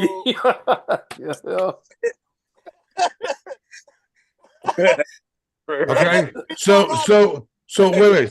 wait, Rye. It's right. I basically said that. So basically, he had to pull a Henry Ruggs to get into real trouble. Would you say? Yeah, because and the difference between, like, let's just change the situation for Henry Ruggs, right? Let's just say the dog and the chick didn't die. Henry Ruggs not only would still be playing in the NFL, he wouldn't have got cut, and he wouldn't be in jail. That's like I think also though, wasn't Henry Ruggs intoxicated? Oh, they had a lot of stuff. Yeah, he was in Vegas. He probably was. Yeah, I'm pretty sure he was intoxicated. But even still, he was riding with his girlfriend, fiance, coming back from a late night Vegas thing, and Like I said, he might have been. I don't know, but Even- I wouldn't put it past him. Like I'm not going to deny that he wasn't. Even with that, right? Like, I think it's fair to say, like I said, he at max he'd have missed a year. I don't think the Raiders would have cut him because the Raiders didn't cut him until he was Off to jail. until he Yeah. he was Jail time was there. Yeah. right. Yeah. So like they still had him under contract, right? Throughout the early stages of his trial, even, right? And then on top of that, like he would have only missed a year. He still would have been under contract and then playing. And then like, the female's she didn't pass away, and yes, it is sad that because of the intoxication and his recklessness, it took the life of someone, a person, another human being on this And a pup. right? And a dog, right? Which I think was, even more of a reason why NFL came down on him, because the NFL loves dogs. I'm just going to say that again. Reiterate that. They love Peter. But, they love Peter. But like, that's the caveat of the conversation, right? Yes, someone was injured, and I think it was a child or a young kid that was injured in the car accident, but there were no fatalities. Correct. And I think because, like I said, there's no fatality, no one was seriously injured. He did turn himself in. He is cooperating. He's trying to do things to keep himself on a good right side of the of spectrum. right. Yeah, Right. Right. The right side of the line. Sure. Granted, he did overstep the boundaries, and if the NFL decides to go and make him a pariah or a poster boy, and we're not going to stand for this, then he'll be gone for a season. But I don't think Kansas City is going to cut him because of that, right? Hey, Drew, so I don't think anybody, unless there's going to be some people out there protesting it, they're not doing that. Yeah. NFL moves with something where they feel like the media and the what's it called are going to get down on them and protest. It's too much shit. Nobody's making this a bigger story right now. So it ain't gonna be no protests out there. Ain't gonna be no marches. So NFL ain't gonna. That maybe give them 2-3 games. That's a good question. They got in the chat. Was Rice intoxicated? No, they haven't said yet. They just said that. Yeah, they just said that. He's like I said, the last I read was that he turned himself in to the police. He's going to cooperate, and he will pay for damages. Like I said, I'm not sure if it's to for the rental cars that were damaged that he leased, however, or all of the cars that were involved in the accident. But he will be paying out for the damages that were for the anybody hospital fees. Right. That might be what he needs to worry about. Hurt. All right, so we'll move on. But I want to thank you guys. This was a good discussion. I think we saw both sides of everything. We have different views. Doesn't mean we obviously we still we have different thoughts on this. At the end of the day, thank God no one was hurt. Thank God Rice wasn't hurt severely, where potentially his career would be over. Thankfully none of his buddies that were able to walk away didn't get hurt. He made a mistake. He made a bad decision. I'm not going to crucify the kid. I don't know enough about him. I don't know if this is a trend. It doesn't sound like it is with him. I don't remember hearing any bad stories about Rasheed, but I'm just happy that everyone that was involved, including him and his buddies that caused the problem, that everyone was able to walk away healthy and living. So let's take that's, I guess, the silver lining of it all. Right. Moving on. Baseball season is upon us. Yankees. Yeah, Yankees right now 6-0, 5-0. Be clear. Oh, they're losing tonight, and we're not getting no calls. This umpire sucks in Arizona. So we know what Wes is doing right now. We're not paying attention to the podcast. Watching the Yankee game. That's all right. It's cool. But no, yeah, I mean, it was a fun weekend. But I mean, the thing I want to talk about is the Mets and the Brewers. No, not the Mets and the Brewers. Who was it? The Brewers and who got into the fight? It was already a fight. The Blue Jays. It was the Blue Jays and forgot who it was, I know it was but the Brewers. Definitely the Yeah, Mets. still and at someone. second. It was the Mets, right? It was the Yeah. Mets. It was the Mets and somebody. The Who the Brewers. Mets? Ew. No, Reese Hoskins and Philly. Was it Philly? I don't know. That must have been No, two we were too because busy getting our yeah, asses beat Brewers by and the the Blue Braves. Jays. Yeah, it was Blues and the Blue Jays. The guy was running around third base and he ran into the pitcher, and then the pitcher got into it. They got in each other's faces. Listen, man, I'm opposed to fighting in baseball because ain't nobody throwing a punch first. Leave the fight in the hockey. Let them boys do what they do. Like we're not going to see another Nolan Ryan situation. We're not going to see another What was Jose your boy? Batista. Drew, what was your boy with the White Sox that fought? Oh, Tim Anderson. Oh yeah. He got his bell rung. And all I'm gonna say is it was the wildest flail of a punch. I know. But it connected and he got his bell Exactly. rung. Right? Like Where that punch come from? you know what I'm saying? Like it was like one of those, but he still got his bell swatting the fly. Right? But I'm not for the whole benches clearing and everybody it was the Mets and the bumping- Brewers. It was bumping chest. No, it was Blue Jays because it was in Toronto. I saw the ESPN. I just forgot that it was the Bruins that were with it. But like I said, I'm I'm looking at him right now. The 10 Mets, out of 10. the Mets and the Brewers. He slid into second base or something like that. And he tried to take the guy out. There was another one then. Yeah, there was another one, and I just find it funny because oh boy, who was he slid bad into second base, like he tried to take him out, right? He got up and walked back to the dugout while the second baseman was flipping out, and then when he was right by all of his boys that came out of the dugout, he then turns around and be like, "Fuck you, bitch!" Like Exactly. you waited till about 180 feet away to turn around and mutter to this guy, "Fuck you, bitch," dude. He called you out. Yeah, that was fun. But no, yeah, the Yankees look good. Fuck the Astros. There was no whatchamacallit, garbage cans available in the state of Texas. But they did throw no hitter last night, so they Cheaters. put some type of garbage can banging last night for the. Yeah, they went back. They went back to the garbage can banging last night. But as I told you, Drew, did you go back and watch it like we talked about? Which what? The no hitter. I'm not moved by no hitters anymore, bro. They're not. Curbs, didn't you say that? I said that last night too. Yeah, I'm not. I was with that. I'm not It's moved very watered by down it. for me. I want to see like 450 plus dingers to like straightaway center. I want to see somebody get beamed with like 100-mile-an-hour fastball in the thigh. Like Somebody's down. bring steroids back to baseball, man. Make baseball great again. I'm sorry. Wow. Mitch, it is. Hey, yo, I'm like, bring it back. still no hitters, but I'll take like 20 strikeouts. Like if a pitcher's dealing, I'm down for that. Like if you're dealing, I'm like, okay, I'll sit here and watch 20 Ks.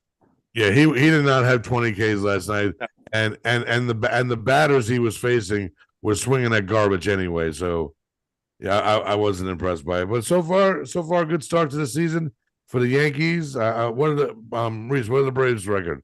Are they 3-1? 3-2. 3-2. It's early. It's not a big deal. Hey, Yeah. Curbs. How's the Phillies? Hold on. Baseball is a marathon. Hey, Curbs, how's the Phillies doing, man? Yeah. Boy had 3 home runs tonight. Yeah, I saw. He came into the night hitless, so he's streaky. He'll get hot. he swings at everything. It pisses me off. I like Bryce. Leave him alone. No, but what was it? The game 1, it was like the 3rd inning, and someone scored 14 points on the Rockies. Diamondbacks, yeah. That was a little brutal right there. So, yeah, I'm looking forward to the season. The Rockies are so bad.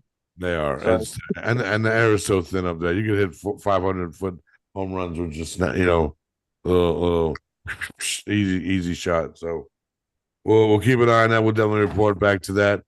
We got the draft coming up in a few weeks. I think Drew and I are still on an island by ourselves, thinking that the Bears are gonna are going to shock the world and do something crazy, and that kind of leads into the mock draft that Jared and I were doing last night. I used that and said they're not taking him. I think they're going to if they keep that first pick, I think they're going to take Jimmy Daniels. Yeah, well, what we did with the first pick was definitely spicy.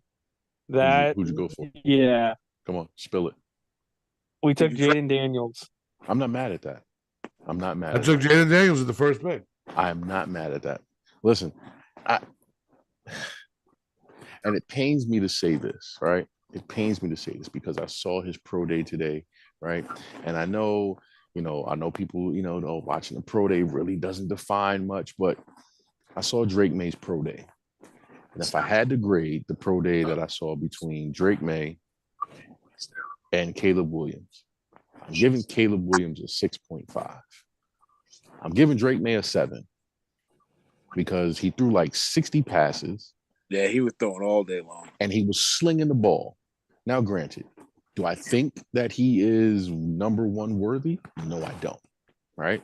However, with the output that he showed at his pro day, way better than what Caleb has shown me. Comparing it with the tape, it just looked better overall, bro. I'm not moved by Caleb, and that's not Caleb slander. That's just my eye test and seeing what I see in Caleb. He just does not move the needle for me. This draft is going to be so fun, and I say that just for the fact that Drew, a Chicago fan, he don't even know if they're going to take Caleb. And me as a Raider fan, I'm always thinking about, okay, who's left? I'm like, we going to get Penix? And I'm reading J.J. McCarthy may go number 2. I'm like, damn, J.J. McCarthy moving up like a mofo. I was like, am I missing something? And then I'm like, okay, I'm looking at the Raiders like, okay, the Raiders are going to try to get Penix, or they're going to reach, they're going to give him at 13 because he ain't going to last to the second round because it's pro day. And then I'm like, the Raiders are sniffing around that Florida State dude that broke his ankle for maybe later in the round. So I'm like, I forgot about him. I said, if he's healthy, he's all right. He's not bad. So what pick do you guys have, Wes?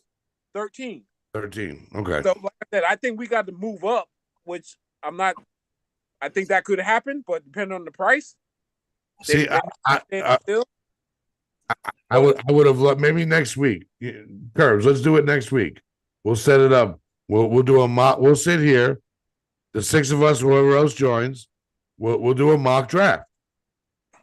But let's play it from a perspective where it'll be so hard. But we could do 2 ways. We could do it 2 ways. One with what Reese and a lot of other people think is going to happen, that the Bears take Caleb Williams. But let's keep it real. I mean, if you want. So what I did was I wrote down the needs of the top 10 teams of the draft, right? Okay. Now, let's just say a team like the Raiders moves up to 1, 2, 3, 4, 5th spot with the Chargers, right? So they move from 13 to 5, right? I can go right now and look up to see what the Raiders need in there, and as far as bases. I mean, if you want, we can do that right now. Well, I mean, we still got WrestleMania. We'll hit that next week. Right, we'll get prepared for that for next week. But because here's the thing, what I would like to see, what I think I'm going to do is, I like thinking outside the box. We've seen NFL teams do this. Projected they're going to take this guy, and boom, they take this other guy. How many times does that happen in us watching the draft? Wes, man, it happened all the time. I agree with you. I'm just shocked that there's going to be so many quarterbacks going early. Like, I've never seen a draft where you can get about 4 or 5 in the top 10. Right? No, I agree. The Giants are going to take a quarterback. I think if McCarthy's there, he's going to take him. I don't think so. I don't think they will. I think McCarthy's something. It's got to be some media hype or something. Yeah, something. He had a good pro day, and people are talking very highly of him. He has good character. If you're gonna let the pro day do that, then God, Why did They you did say that with Scott Zach Wilson. game? Mhm. Yeah, they did with Zach Wilson. Oh, Zach Wilson that last season had 40-something touchdowns, like 10 interceptions. They got fooled by that 1 year wonder. When that BYU team had like offensive line that were 36-year-olds, they weren't playing nobody. He put up like 50 6-year-olds is touchdowns. crazy. Bruce, wasn't it Saturday night we were talking about JJ, and we talked about how he threw only 14 passes in the national title game. Yes. And then we brought up the Bowling Green game where he was 8 for 13 with 13. Dog. like Who was 2 that? touchdowns and 3 interceptions. JJ Like that. McCarthy. What? But, hey, Curb, that's what amazes me about this whole situation. It's got to be a media thing because I watched my team literally keep the ball away from him, so we can win games. I know. When I would watch Michigan, I'm like, this is Michigan of the old, not putting the game in the quarterback's hands. You're not having any of that Denard Robinson, Devin Gardner syndrome.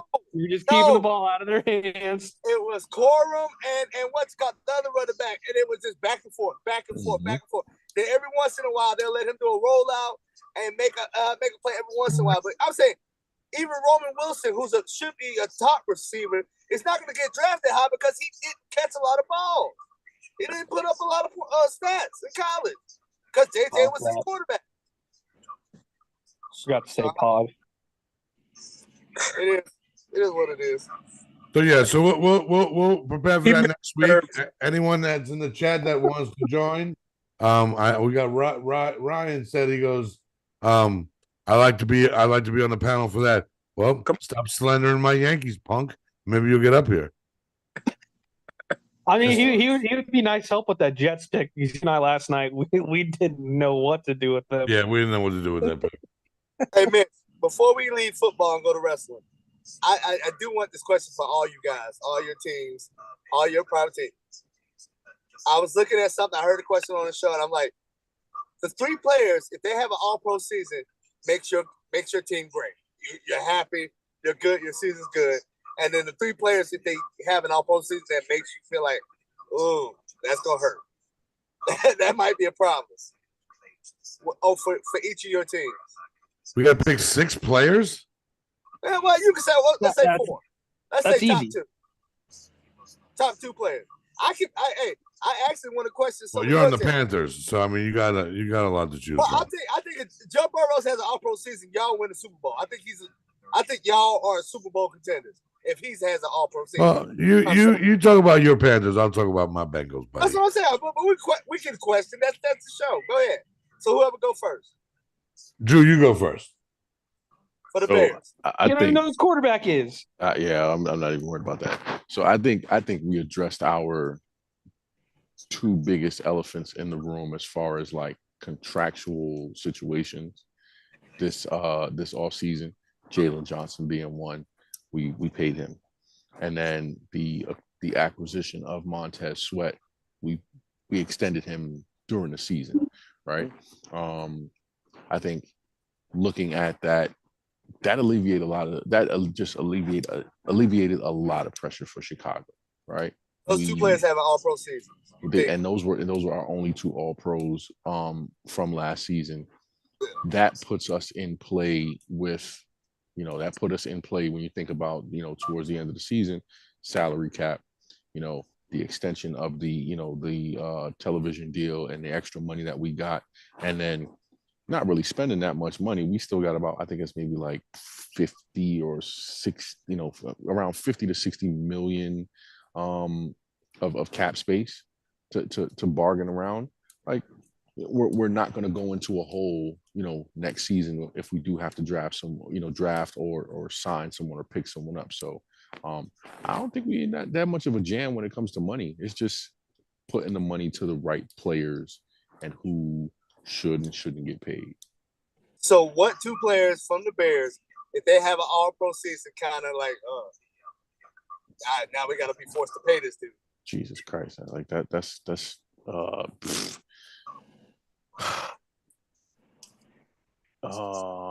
if we have to go into, like, if DJ has a big year and we have to go into, paying him, I don't think it's going to be that bad. Yeah, But I would agree with that. you pay DJ, right? Like Yeah, let's but have to pay. You would have let's to ju- pay. let's just say DJ has a bare minimum 7, 8 touchdowns, 1,000-yard receiving year.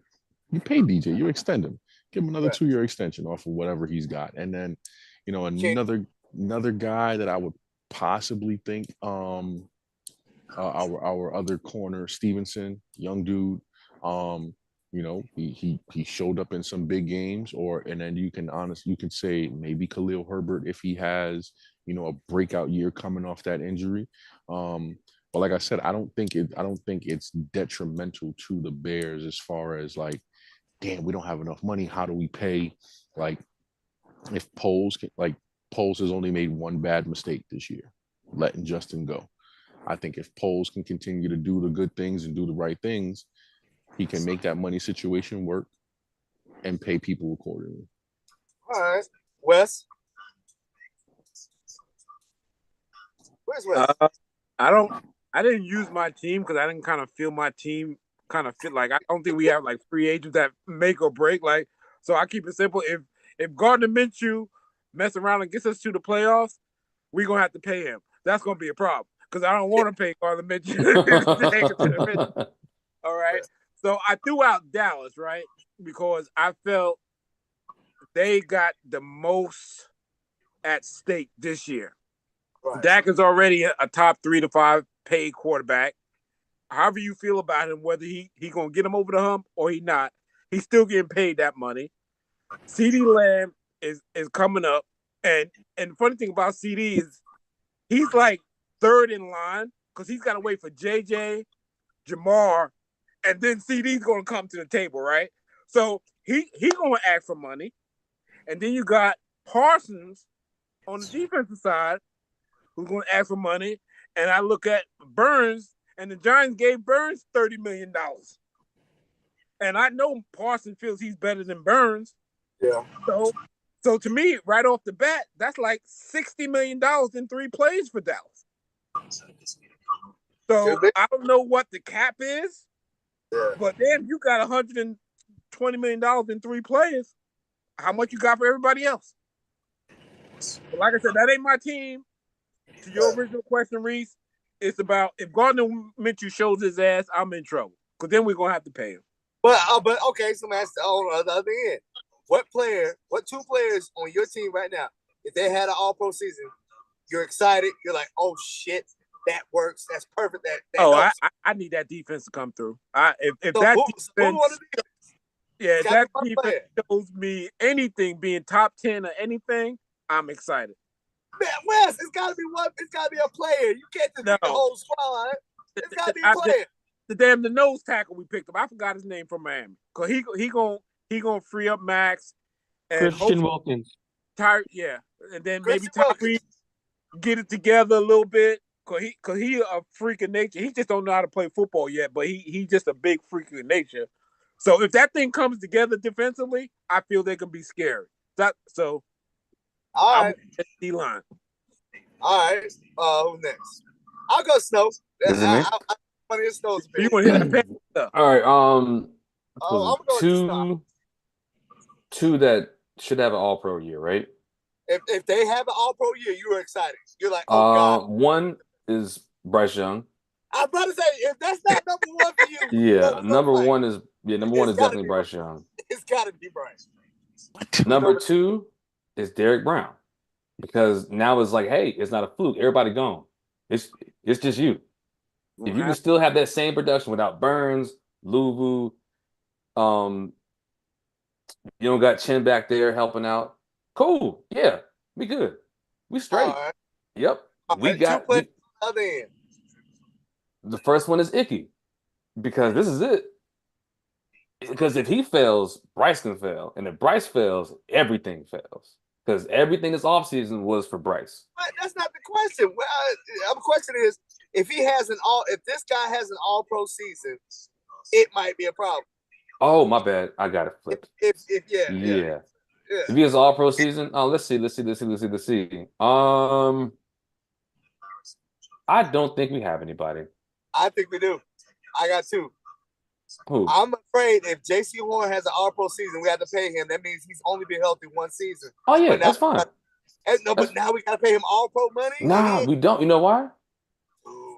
You only If he got one becomes an production. All-Pro, you're gonna pay JC. What up, bro? Shout out to bro.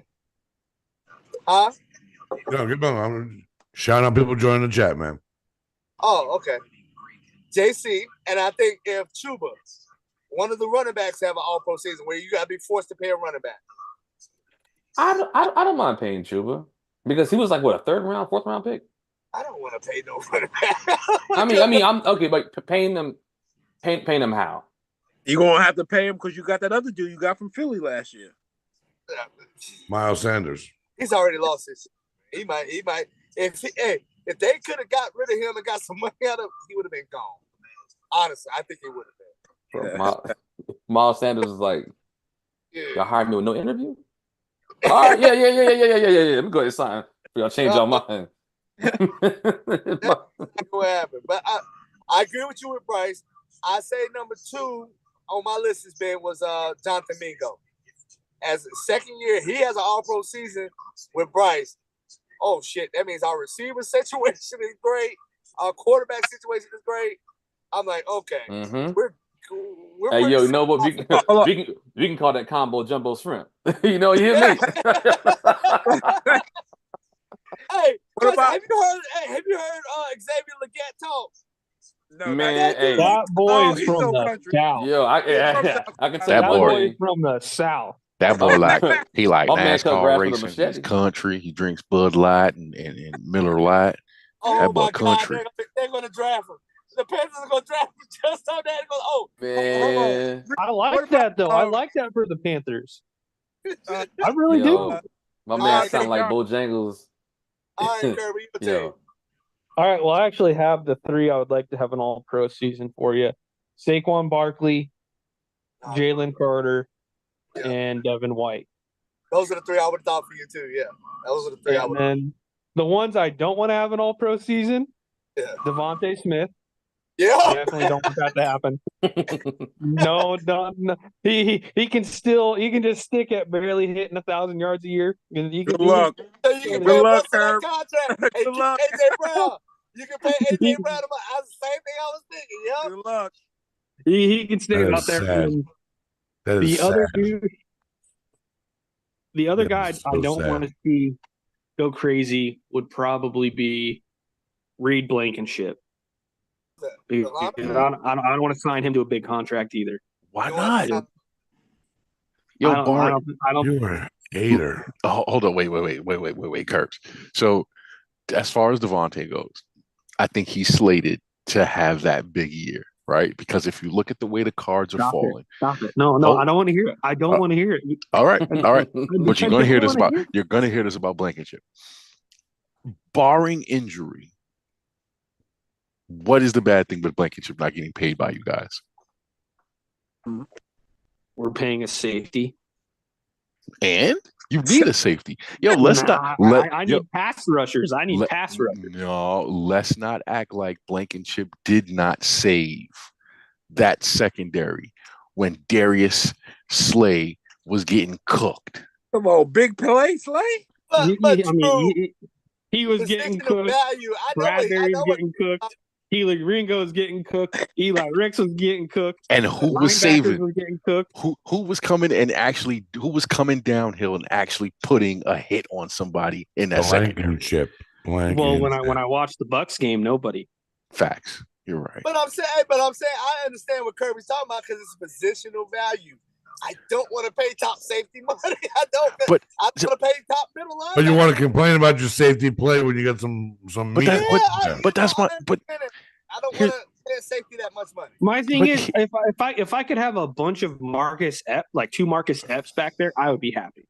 And that's my thing. Appreciate that, Curb. Hey man, he came from Philly, man. I love that kid. So But that's my issue, right? We want to and I get it, and I understand. We want to downsize the margin, right? Because the market is shot, right, across the board for all positions, and we got a lot of players who aren't at their value.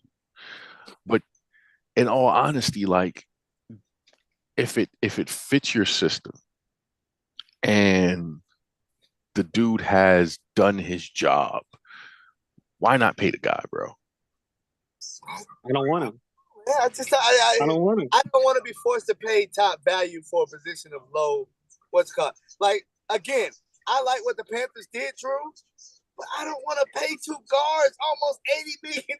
They're not positional value. They're two tackles. Want But money? you're missing my point. If they're doing their job, Yes, but their job is not worth what I want to pay for. Like a running back, I don't want to pay a running back $30 million, $20 million a year. Do you want to do that? So if your running back rushed for, if your running back had a total of all-purpose yards over 1,700, had 17 touchdowns in total, receiving and rushing, and on top of that was part of the primary reason why your team was either in games or winning, you still don't want to pay him that money? That makes no sense. It does Damn, make you just sense. summed up Brian Matt Forte. That makes no sense. Thank you, Curbs. And look what Chicago did to him. They sent him on a hot plate of shit out, and it killed his career, bro.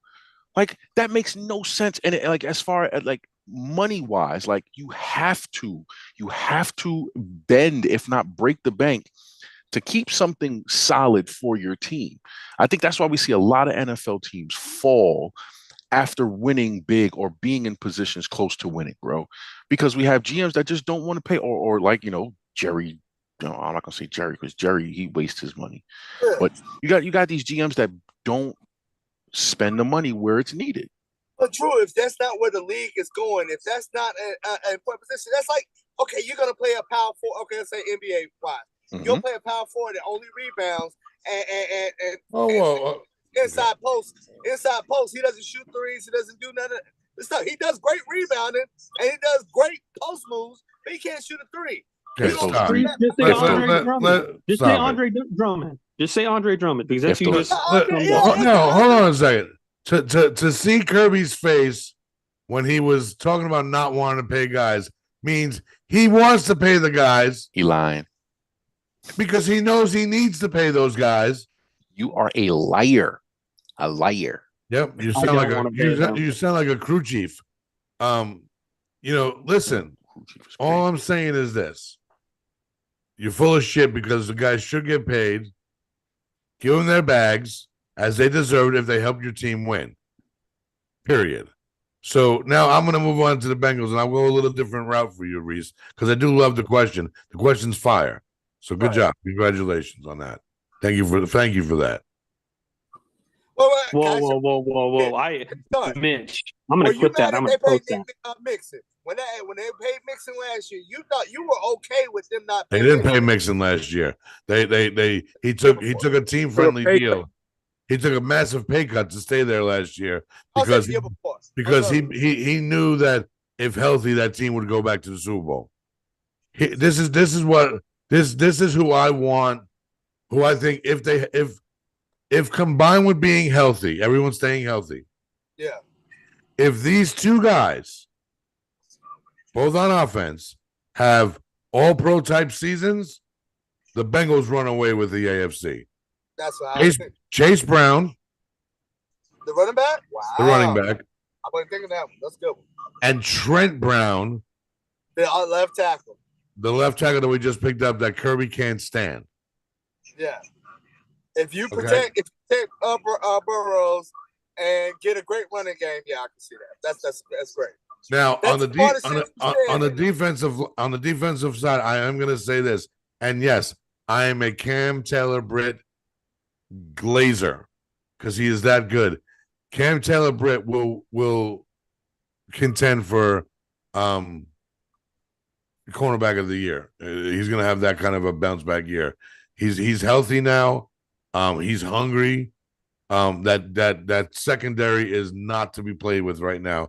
And if we get Quinyon Mitchell or something like that, if he falls to us, shit. I even told Kirby last night if the Jaguars wind up taking him before before he falls to us, Yeah. give me Kool-Aid, because I think Kool-Aid has swag and he has potential and he can learn under some of these guys. I'm not saying he's great, but rather see you take like Who do you TJ not Tampa, Okay, someone so like that. not want to have like an all pro season. Who you think like? I can't answer that. To me, I'm sorry. I love you like a brother, but that's the dumbest ass question in the world. I want everyone to be an all pro. I can want answer that. everyone. I can answer that. Everybody. I want to get to the point where we have to make fucking business decisions because everyone's great, and we have to make payments like that. He don't want T Higgins to have an all pro season. I know that. Yeah. Nope. See, I do. I don't work in the front office. I'm a fucking fan. I want to see a Super Bowl. I want T. Higgins to have the greatest season in the world. What do you mean? Come on. So it's look. Wes has instilled in me the knowledge of knowing that eventually you're going to lose the player. The player is eventually going to leave your team. So fuck it. Get the most out of him right now. And you know what? Shout out to T. Higgins. I hope you have the greatest year of your career this year. And every team fights to pay for you. And we fight to pay for you. Good luck, brother. But as long as you win me a Super Bowl this year, I don't give a fuck what happens next year. I play it 1 year at a time. So bring it on. I say, man, but like I said, if I said the question was set because there's some players that, God, I want to get them cheap. That's the whole point. I want to get them cheap. I want to get them because that's why you have a poverty franchise. Then that's not a poverty franchise. It's just that's a poverty franchise mindset. I want someone to do bad because I want to pay cheap for them. That's not a Lions mindset. What are you talking about? That's fine. Pay attention, chat. Shots fired. That's bullshit. You just said you want a guy to play on your team that underperforms, so you don't have to pay. I don't think all pro season is under. He don't have to all pro season, but if he does something, if he gets me to a level where I don't have to pay you top cornerback money. Oh my God. That's right. I don't want JC poverty franchise mentality. I don't want to be forced to pay a cornerback who's not been healthy for 3 years top cornerback money all of a sudden. But I don't never want to pay a running back. He's not going to get that. And here's the caveat. All right. Here's How the is caveat. he not going to get that? If he has an all-pro season, here's the he's going to caveat. get that. Here's the caveat. About, Drew? Here's the caveat. Like, all right, so we're going to go off what you said, right? 3 years. You drafted a guy 3 years, and then he's got, let's just say, 1.5 years of injury-riddled bad football, right? Combination of both. Then he gives you a good half season and then one good season where you're going into that. Well, do we have to? He ain't getting top dollar, man. He's not getting top dollar because with the offer, the offer from up top is going to be, hey, listen, thanks for giving us an all-pro season, and we're looking to extend you. Here's the offer that we have. We understand what the market value is, but this is what we can offer you. This is what we feel your value is. That player and his manager has one of two options. You either take that offer and try to match it, or you get up out of there and you test free agency, bro. You are crazy. I promise you. Am I crazy for real? If Justin Fields had an all-pro season last year, not only are you trading that first pick, you ain't even worry about that. He's you're in contract talks right now. No, you're not. And this is what this is what baffles me about why everyone was so big on. You don't think that happened with Daniel Jones? That just happened with Daniel Jones. One, Daniel Jones was in an extension year towards the end of his rookie deal. Justin was not. You still had the 5th year on the table that you could have exercised. That's one. You could have still offered him a tag. Yo, hold on. Okay. You could have still offered him the tag. You do not have to go and blow a tire in the middle of the fucking snow and blow the bank on that type of situation. That's foolishness. That's bad situational management from your organization, bro. Now, if you do have a player who is like in a situation Justin Fields, right? Let's just say Chicago would have kept him. There was no real necessity in saying, all right, we're going to offer Justin $40 million a year going into his 5th year and just extend him. You didn't have to do that. You really didn't. Why? Because you had his $8 million already on the books for his 4th year, coming out of the 3rd, And then 5th year, you could have still exercised that option and gave him like, what was it, like 16? You didn't have to do it. You acting like that's not the smart way. You know what? The Panthers situation, how dumb they were. We should have paid Brian Burns last year. That's how dumb the situation was. But why didn't you? Yep, but we got new GM now. That's bad GM. Bad if you GM. have a great player, if you have a good player, a guy who's performed every year that you had him, you signed him a year before his contract come out. But you was just saying you didn't want to pay a guy who had a good All-Pro year. Who? You did. I said I don't want to pay J.C. Horn because it's like I have 3 years of him never playing a full season, and then there's 1 year of great football. Now I'm like, oh shit, we're stuck. We gotta pay this guy, and we still don't know. We still have questions about this player. Wes, say it. Drew, let him get his first bag. Hold on, Mitch. Look at it this way, Drew. We got LaMelo, and LaMelo has played less games than what's your boy? Stop it! Don't you Brooklyn. dare! That's Michael Jordan. That's Michael Jordan. Bad GM. Oh, Wes. That's Michael Jordan. That's bad GMing. Wes, that was Mike. That was definitely Mike. Hold on a second. Wes, are you going against someone getting their first bag now? No. Melo got his bag. No, I'm not going to Melo. I'm addressing J.C. Horn down there. You're agreeing with him. Oh no. I agree. Like I understand. He understands. You got 1 good year of J.C. Horn, and now you may have to pay him top money. And I'm saying the result. Get your money. Get your money, brother. That's what you said. Okay, but listen, I'm saying the result. Get your money. Gets you LaMelo Ball. You get somebody who got $250 million. That's not playing. That's not playing. So now you paid him top point. He's like the best point guard. You paid him like the best point guard, but we haven't seen him for 50 games this year. Exactly. That was. I think that was more of a We need to sell these tickets. You had to pay LaMelo, but I'm talking about you had to. Yeah. But J.C. Horn, I think if he plays well, it's a discount for the Panthers. Thank you. And like I said, just because you can say, hey, we just seen this. Thank you. No. If I'm just saying this, Snow. If he has an All-Pro season, his agent ain't looking at no discount. If he's going that's what's up. And All-Pro season, his agent ain't gonna say, "Oh no, we're not even looking at the 2 years before." That's we cool. We want you to pay him like Steve is about to get paid. We want you can look at whatever you want. I got the perfect. Flip this corner. I got the perfect example. Ezekiel Elliott. Ezekiel Elliott's last year in Dallas was pretty good. Good enough to offer him a nice sizable amount, right? What did Jerry do? What did Jerry do? Send him away.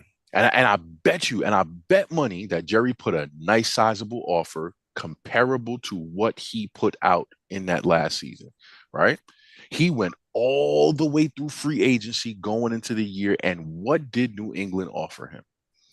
They offered him a 1-year deal that majority of it was guaranteed. No, I'm not even going to say majority of it was guaranteed.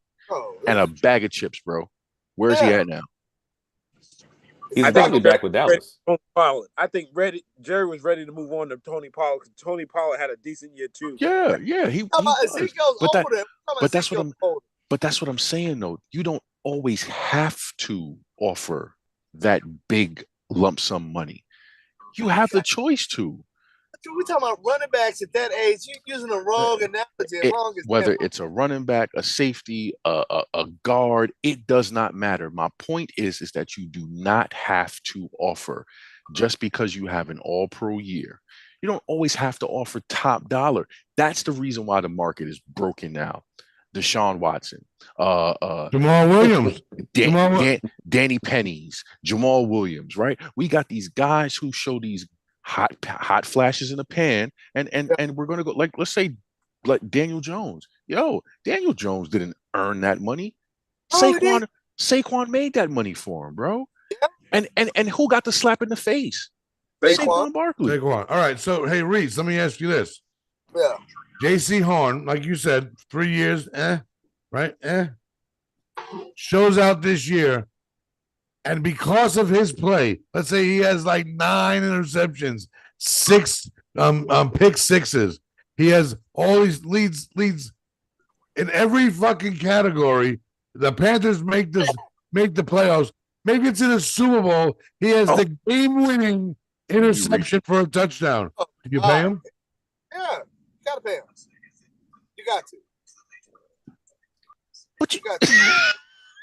No, it ain't no but. I'm just God damn, y'all don't even get the whole Mitch, point. Mitch, you don't put him at the elite. You're like he's making. That doesn't make him elite. He had one good year. To Reese's point, he had one good year. That doesn't make him elite.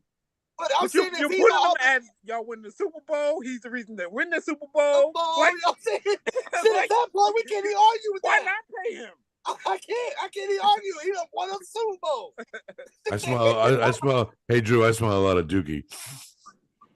You're a Drew Dookie, man. That's why you sit there. First of all, you're not answering the question right. I didn't say like, oh God, I don't want him to have an all-pro season. You said your question was name guys who you do not want to have an all-pro season, so you don't have to pay them. Without them having an all-pro season, that you can live without them having all-pro. It could be it can make the off-season a little rough if they have an all-pro season. That's all I'm saying. I say, oh, you. First of all, the fact that you're a Browns fan and you acting like what's called Brown is always pay everybody. That dude has been the cheapest owner in history. The Brown family has been the cheapest. Don't deflect your stupidity and your anger at me. I hate you. Because you want your Panthers to stay poverty driven. I never said that Brown pays anybody. I was shocked more than anyone last year when he opened up the wallet. So don't give me that bullshit. We never pay anybody. Exactly. No, exactly. Don't exactly me, because that wasn't the answer to your stupid ass question. Your stupid ass question was if JC Horn has a good season, I don't want to pay him. Whatever. Moving on from your dumbass question. Thanks for getting my blood pressure all riled up. God damn, we should choke yourself. Listen. I'm telling you, that's why you need to come to the crib on Saturday with WrestleMania. I'm gonna hit you with a fucking 2x4. I got a 2x4 in the. Wait, I thought it was a car. Listen, I got a 2x4 in the garage. And as soon as you walk in, I'm gonna hacksaw Jim Duggan. Smack you with it and say, "Get out of here, you hoe!" Dude has threatened me like 3 times. He's gonna peck me at one time. He did say that. That is a fact. That is a fact. He did say that. It's getting real nasty, at this guys. point, I'm Listen, moving on. We are in the season, Wes. This is near and dear to us, as we've been watching this program since we were little childrens in the hood, watching WrestleManias. For everyone from 1 to round 40. We've watched a majority of them together. Oh, exactly. We're so old. I found something very interesting last night that was said.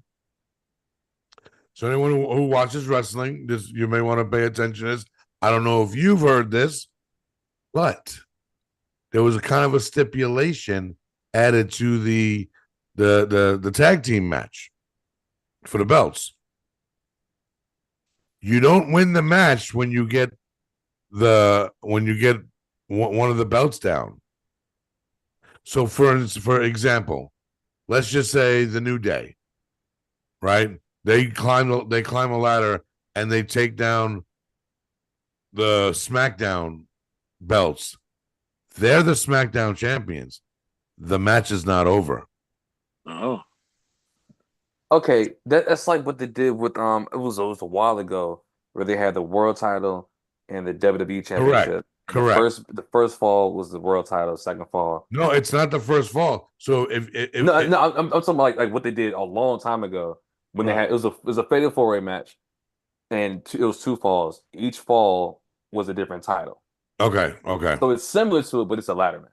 Right, but what it sounded like they're doing is if you yank out the first belts, you win those belts. Now I don't know if that team can continue and win the Raw belts. But I find that very interesting. I see Judgment Day losing everything. There's a lot of cracks going on in that faction right now with Dominic hanging out with the guy Escobar who hate Yeah. you know. So we'll see how that goes down. This Rock thing is going a little too far. I mean, he's gotten Cody twice. He beat the piss out of him on Friday, made him bleed, and then yesterday whooped him again. And Seth Rollins got a whooping too. I got a question for you Hey, about shout out Yes, to sir. Roman Reigns tripping though. That was a W. We're the ones. that.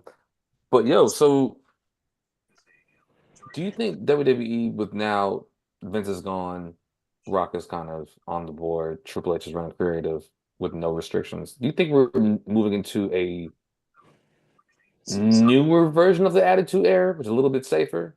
But as far as the storylines, I think you're moving to an attitude era with more violence. okay. I think it's going to be more like they want to see that, especially now going to Netflix. There's going to be cussing involved. Yeah. There's going to be more blood. Look, don't be surprised if you see a boob or two. We've already seen that before. I'm just saying they're going to push that envelope as far as they can because the product right now is thriving. It's thriving right now compared to AEW, which is falling apart limb by limb. Yo, I don't know what's going on with that, yo. Dude, I mean, it's like, I no, don't know. I'll tell real quick after the rest. I want to get back to the WrestleMania.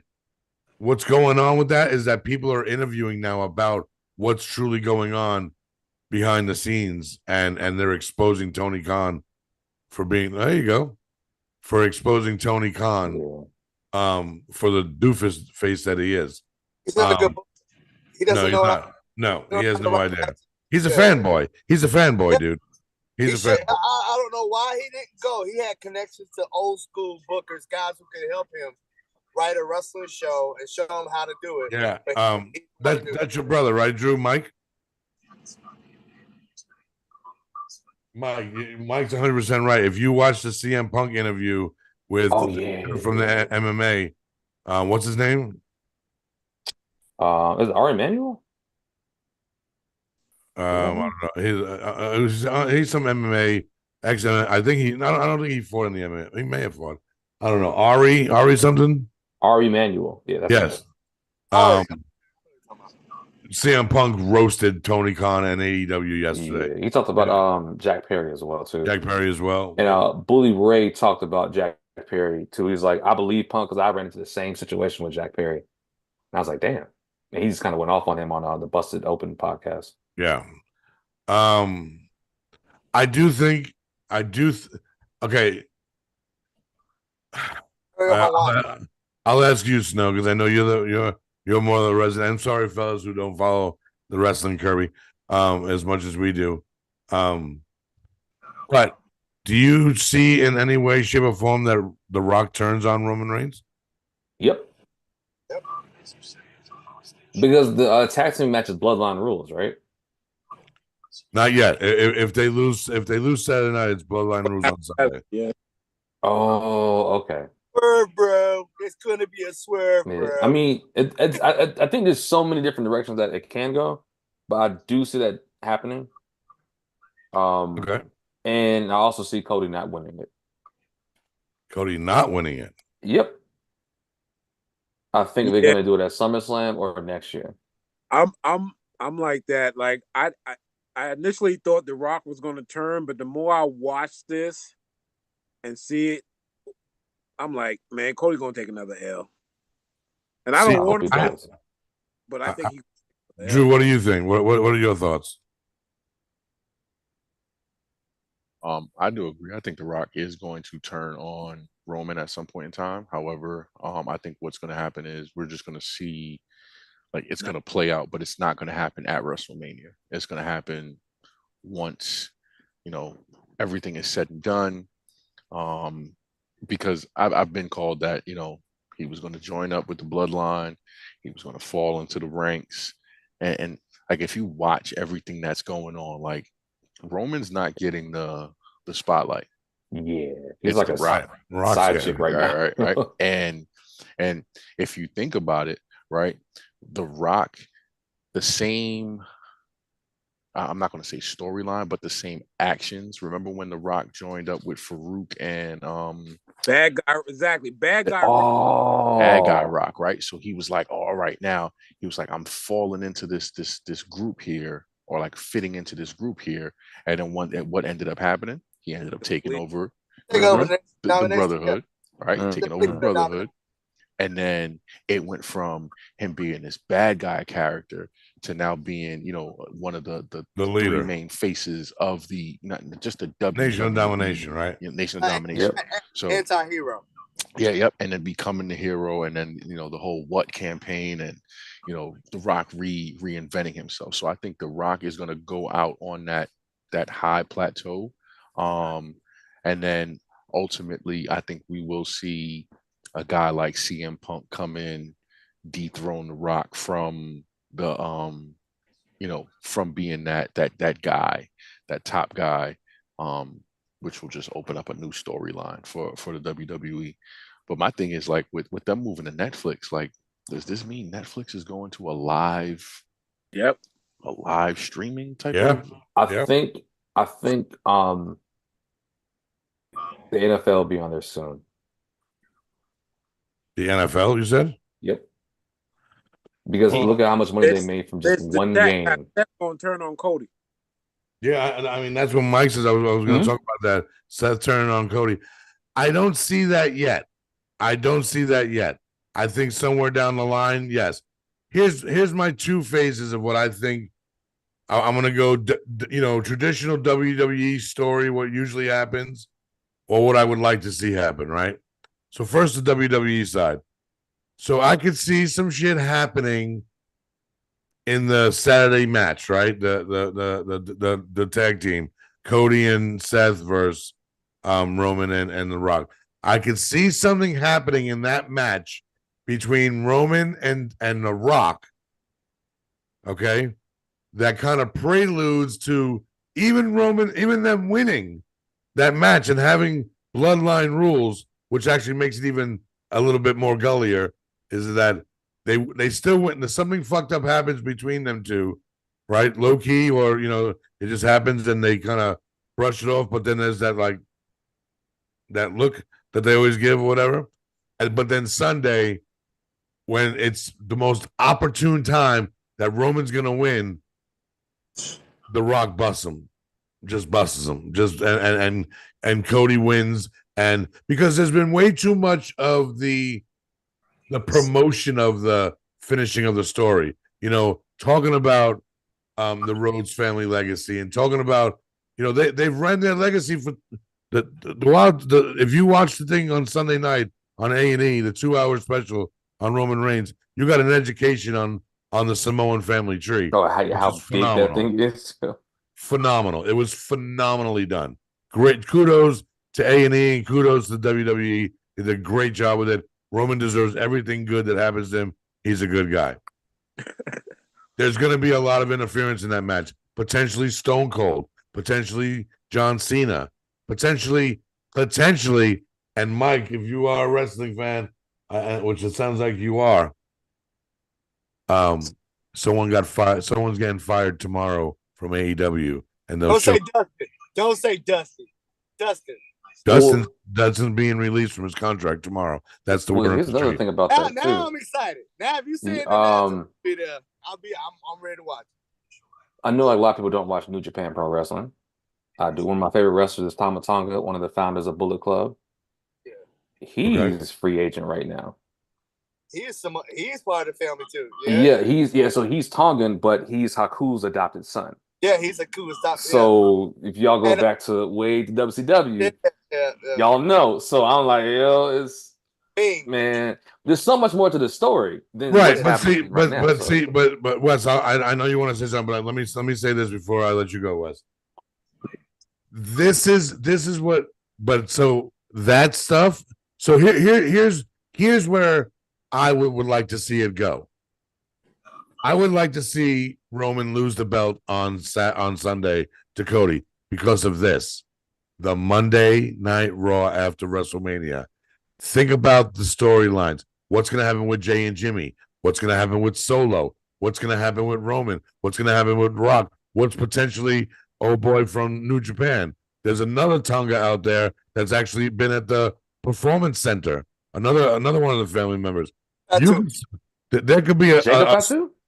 Fatu. Jacob Fatu. He's been at the Performance Center. Oh, the werewolf. Okay. So now you start the fucking ultimate civil war. The Rock fades off, Roman fades off. They go do their movies, and then they come back. I had a question about that. I think The Rock ends up taking the head of the table, right, as that last hurrah.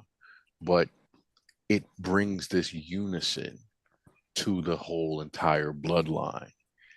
And like I said before, I said this a couple of weeks ago, we have not seen a powerhouse in wrestling. Like, I'm just getting back into it, bits and pieces, but we have not seen a powerhouse faction in Since wrestling NWO. Since NWO. And I'll even say, DX, right? Yeah. DX was a powerhouse. Same era. Yep. And they were in the same era. And You don't like the Hurt Business? No. Man, I liked it. And Vince was like, not on my damn watch. But it split wasn't it up. It wasn't moving to the point where it was like you were on the edge of your seat night in and night out. And then Vince did what he did, and then he brought NWO over to WWE, and it was like a huge clash, right? With these two big, like it was a train wreck, night in and night out. And then you had the loose guys like Goldberg, Stone Cold coming in and doing things left and right. So like, I think that's the era where I think that is like the template of what is we're going to see. We're going to see two big factions, right? And I don't think Cody, I think like you said, with Dustin getting let go, I think, I don't think Seth and Cody go into this like split. I just think we're going to see two big factions on both sides. I can see CM Punk joining with Cody and them, and then just having this constant night in and night out of just constant head busting. Right. I mean, and let's not forget who's on his way back, and you talk about finishing a story. And again, this could make more sense why Cody wins the belt, because you have more people that want, kind of have a story, and you're not the only one with a story. Kind of. Cool. Let's talk about Bo Dallas. Oh, really? Yeah. Talk about what he's taking on. He's taking on the Wyndham, his brother's legacy. Dude, I'm telling you, you gotta watch some of the stuff that he's bringing back the Uncle Howdy shit and going the same way as the World Eater, as Bray Wyatt was. I'm telling you, and Bo can do it. Don't sleep on Bo. Bo's a good Bo leave if you would. I want you to leave. His gimmick in NXT was great. It didn't translate when Vince got to it. I think I'm telling you, and then look, you got CM Punk. I mean, the Drew McIntyre. Like Drew said, with Seth Rollins, there's a lot of guys that could go. Brock's done. Brock's washed up. We don't want Brock no more. Brock's a waste of time. Brock is a total waste of time in the WWE. You said that about The Rock 2 years ago, though. You would have said that about Rock 2 years ago. No, because Rock, no matter. Look, it's just like I said earlier. Stone Cold Steve Austin can come back tomorrow, and everyone accepts him. But Stone can't fight no more, man. But he's not gonna. But what has The Rock done? That's what I'm saying. That's why Rock hasn't done shit since he's been back. I don't think that's why I don't think that storyline is gonna go that long. No, I don't. Hollywood. So Rock is gonna be involved in this match. He's not in wrestling shape, just like some guys aren't in football shape. He's not gonna last. He's not gonna be the main focal point. It's not gonna be. Look, first of all, when we see The Rock wrestle, we know we're not getting a technical, master class of wrestling skills. We're getting the people's elbow. Oh, stop hating on the people's elbow, because you cheer for the leg drop for hundreds of years. Don't even say I cheered for Hulk Hogan. You were a racist bastard. You going Oh, after you me? didn't know he was racist. Oh my God. Wait, Listen, good question. listen, All right, listen, so listen. I don't see The Rock competing, like you said. It's just or Stone Cold making a difference in a match. Absolutely. Let me say the 3 biggest mistakes I've seen in wrestling. My whole What are history. you with the negative about the rest? Let's I'm talk just- about the card, man. I'm not- I don't care about your I'm negative you saying, see. be quiet. I'm telling you the 3 biggest mistakes I saw in I wrestling. will mute And I your hope- ass and I- right now in And I 3, hope what you does 2. not make the same. Do it again. Do it. Oh, come on, go ahead. Oh man. Ah, oh man. But No, all right. So I- well, that's good question. So do you think that Rock coming back, right?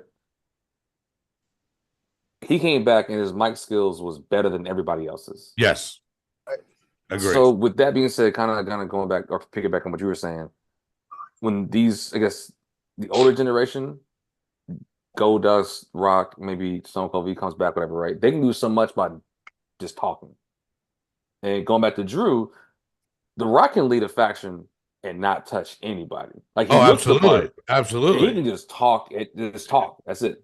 To Reese's point with MVP and the Hurt Business. Oh yeah, yeah. He don't have to he don't have to do anything. He's gonna just direct everybody.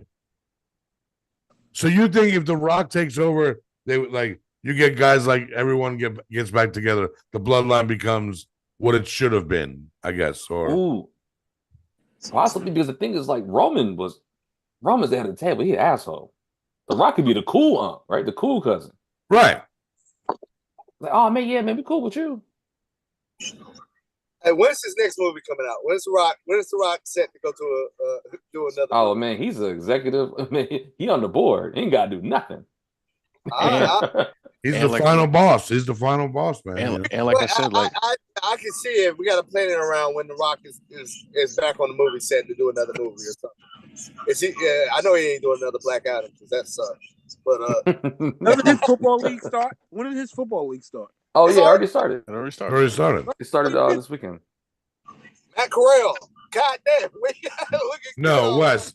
With him coming back to WWE and being it's to me, it all spells towards Cody winning the belt because he's coming back for such a long period of time. If he would have came back to just say "fuck you" to Roman and move on, Roman keeps the belt at WrestleMania, no question. Ooh, okay. I got another thing for you about keeping the belt. Okay. We all know WWE is trying to clean up, right? They got Vince up out the paint. They put Brock on the shelf a little bit. Right. But Roman Reigns got 200 days to be Hogan's record. Oh, to break Hogan's record, right? Yep. Yeah, I think he's going to retire. To be honest with you, I think Roman's going to retire. Get that 200 days, retire at SummerSlam. He's going to retire. Like, to me, I don't think he would have to come back to there would be nothing he can come back to wrestling to do to accomplish what he's already accomplished. Yeah. Correct. So, like I said, So- get that record, retire, do movies because you know he's lining up for movies. You know, they wait. Oh, yeah. No, they're waiting for him to say, okay, send me a script. Yeah, All right. He's got Mona coming out. So Wes, He's got Red Ones coming out 2024, and then he's got another one coming out 20. So he's got to do pub for the movies. So he's gonna have to stay away for a little bit for the three coming out. let me ask you this, and again, I don't care if you think it's gonna happen. I don't care if you don't want. Well, I do care about that. Give me the one thing, the one surprise, no matter what it is, to happen at WrestleMania this weekend. What do you want it to be? I want to see all of the Samoans out there. I watched the Reigns thing, and I kind of brushed on the family tree, and you just kind of forget how many of them there are. Right. Like, if you look at that Roman Reigns thing, you be like, damn, he's family. You're like, God, it's like 15 of them. Before you get to Roman and the Rock. Before you get to like the current. Before you get to Roman, Jay, Jimmy, and the Rock. Right. Hey, don't forget Trinity too. Yeah, Trinity. Yeah. Yeah. Nia Jax. Exactly. So Yeah. that would, to me, I would be like, yo, this is awesome when I get to see all these generations of Samoans. So okay, so I'm gonna paint the picture for you. So you want to see them win the match on Saturday, I really don't.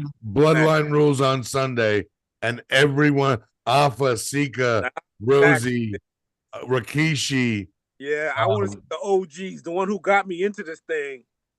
The Afro Alpha and Sika with the Afros. Yes. Okay. Them I boys. think he's in the hospital, ain't he?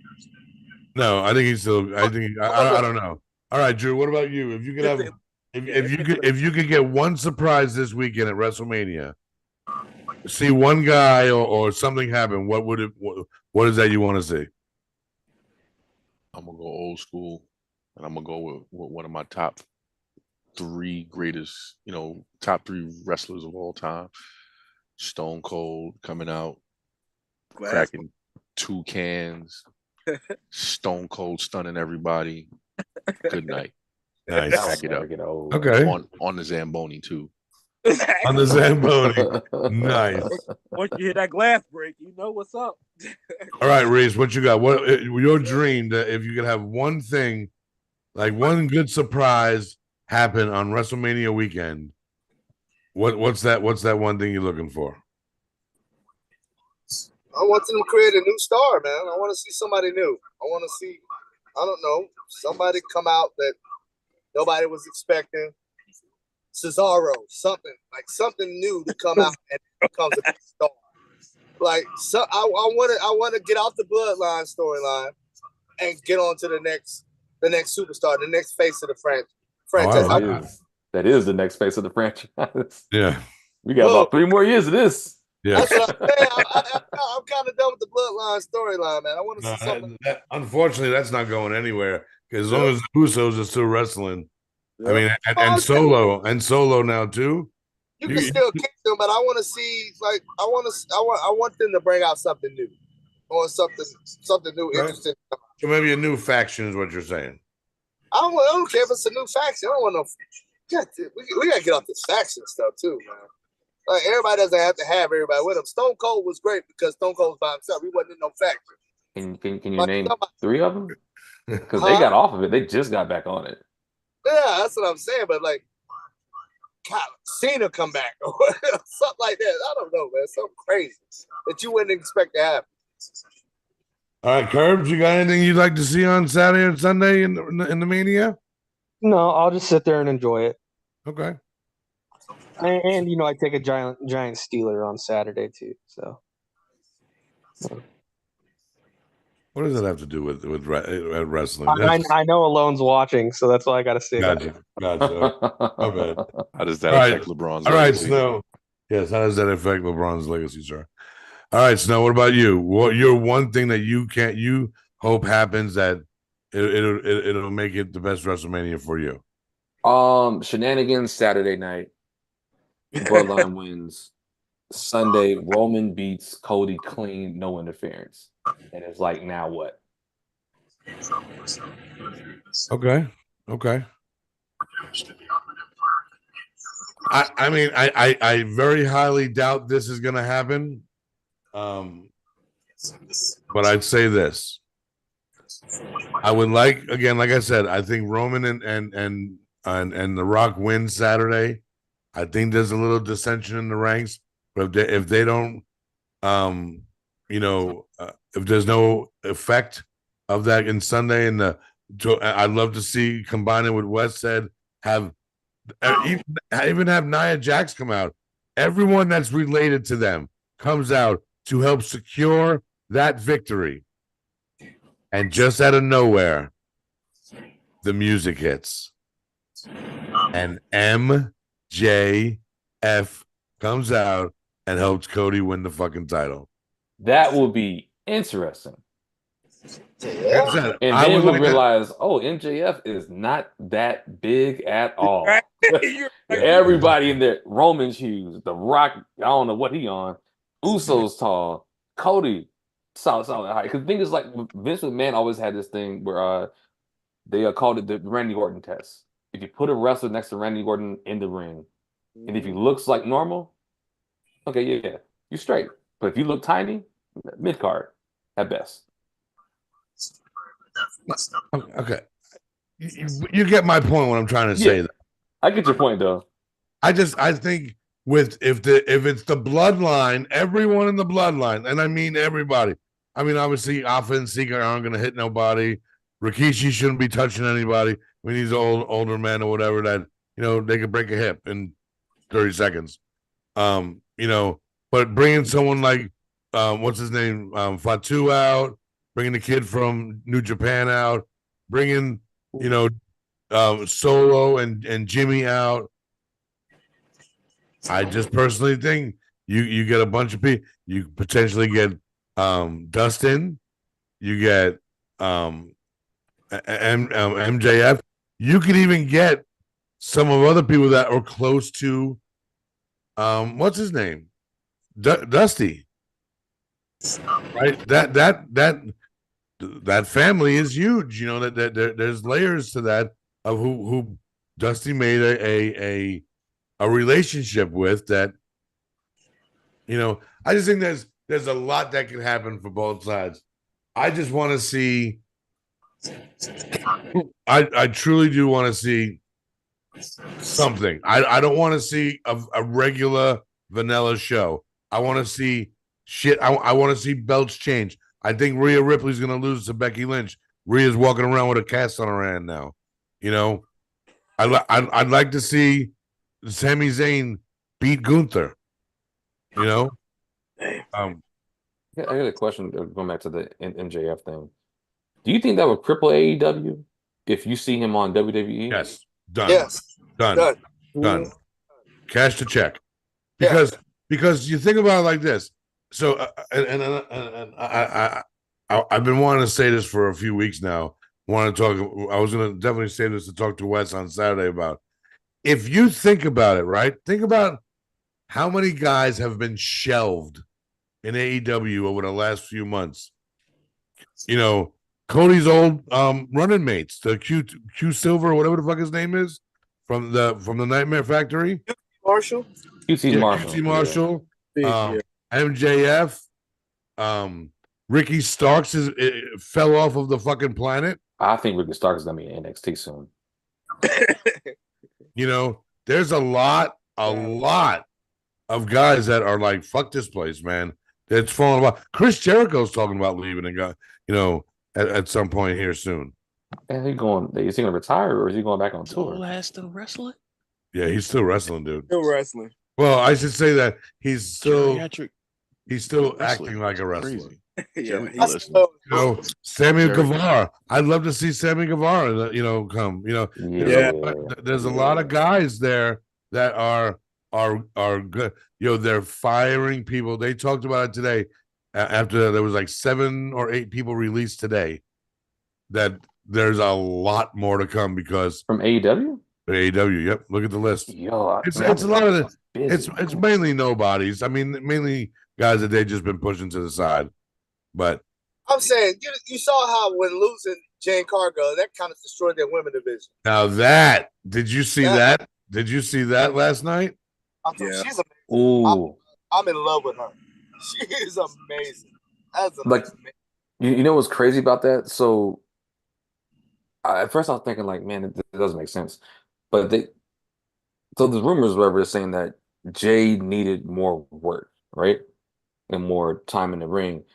She does. I was like, man, I think they're kind of hating because she was on AEW like once a week. And then I listened to the Busted Open podcast, right? And they were saying, you got to think about it.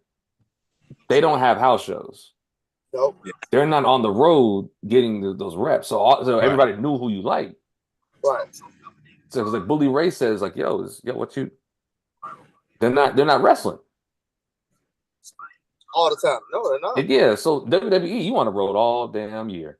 Man, I would love to see whatchamacallit, the Kabuki Warriors versus Jade Cargill and Bianca Belair for the time. Yeah. Wait, is that happening at Mania? Because I know it was Jade, Bianca, and Trinity, which is Naomi. I think they're going against Damage Control. Okay. Let me go ahead and look this up. Yeah, so they may not. The titles may not be on the line. So no. It's Which is stupid. Every title should be on the line in WrestleMania. I've been saying that for years. Every title should be on the line. So, but hey, let me ask you this question: is that another hit to Kenny Omega, the Bucks, that showed them that they weren't as big as they thought they were? They're nothing without Cody. They're useless without Cody. That they can't carry an organization on their own. They can't do it. They can't. That shows. Okay, I want to make sure. Well, look, the thing is this, right? Kenny Omega did when he had a title for AEW, AAA, and New Japan. And ROH. Oh, New Japan. Yep, and it broke his body. So he hasn't been wrestling for a while. Yeah, but I'm also thinking, is this more storyline? And that's Tony Khan's fault.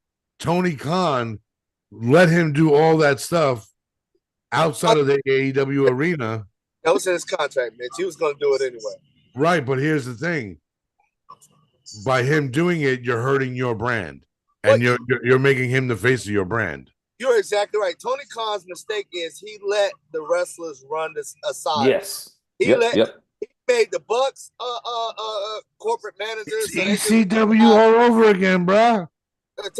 No, WCW all over again. No, even WCW, they controlled that for a while. You know, Bischoff controlled that for a long time. Shout out to Eric Bischoff. Tony Khan came into the business, giving half his business to the Bucks, giving it to Tony Khan is a flavor of the week guy. That's all Tony Khan is. The money guy who thought he could book wrestling, and he's not. He should have hired somebody else to book it and run the thing. Watch the CM Punk interview with. I know what CM Punk is talking about. Because you listen to Jim Cornette. He's been saying it for like 3-4 years. What's been happening? Tony Khan went in. Yes, he has. Jim Cornette has been saying exactly what. 5-6 years. Tony Khan went into this and let the wrestlers decide. You let the Young Bucks control your tag team division.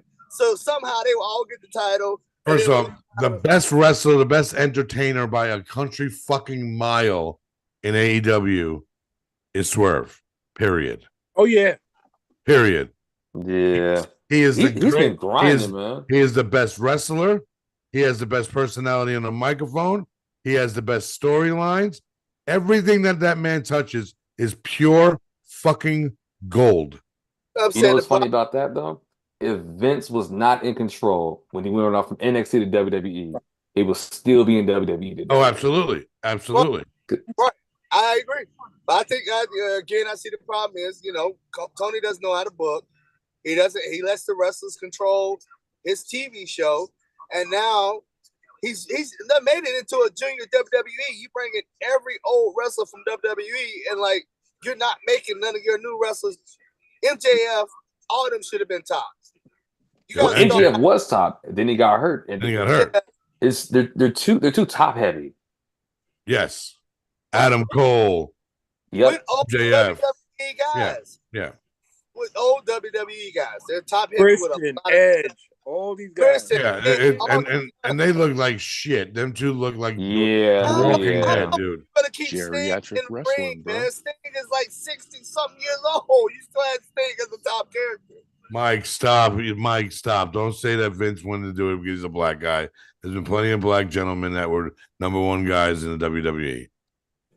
Name 3. Yep. Rock. Bobby Lashley. Yeah. Bobby Lashley, Rock, Kofi Kingston. Kingston wasn't.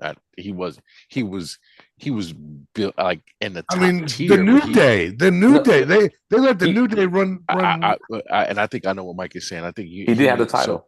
So number one running consecutive, running through everyone, had the plateau. Mike, I will agree with you, but I will disagree in this point.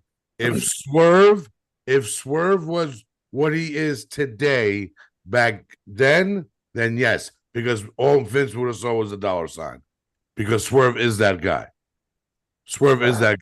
And he's worked on that in AEW because he's better than everyone in AEW. Adam, know why? Adam Hangman Page is a waste product. Swerve came from that Triple H, man. Yep. The You know, NXT I school, man, think with Shawn Michaels. another one who's a waste of space is Wardlow. Yeah, yo, he was up here, and they're like, I think honestly that was Tony's booking But it's because his when they had the whole thing with personality. The MJF, guy has the personality of a granola bar. I mean, come on now. no, House odds, all not a of it. granola bar. I do like Dobbs, but all Dobbs is a powerhouse. That's No, it. no But pun he- intended. But there's ways that you book those guys, man, and he doesn't do it, man. Yeah, you know what? It's very Tony books the stuff like a indie show where it's a one and done instead of an episodic TV show. Correct. Not a Correct. national, yes, not Right. a Yeah, national. yeah. Not good storylines. At the end of the day, if you don't come with what Seth Rollins comes with, you're dropping the ball. Seth Rollins is butter on the And do microphone. everything. He's great at everything that he does.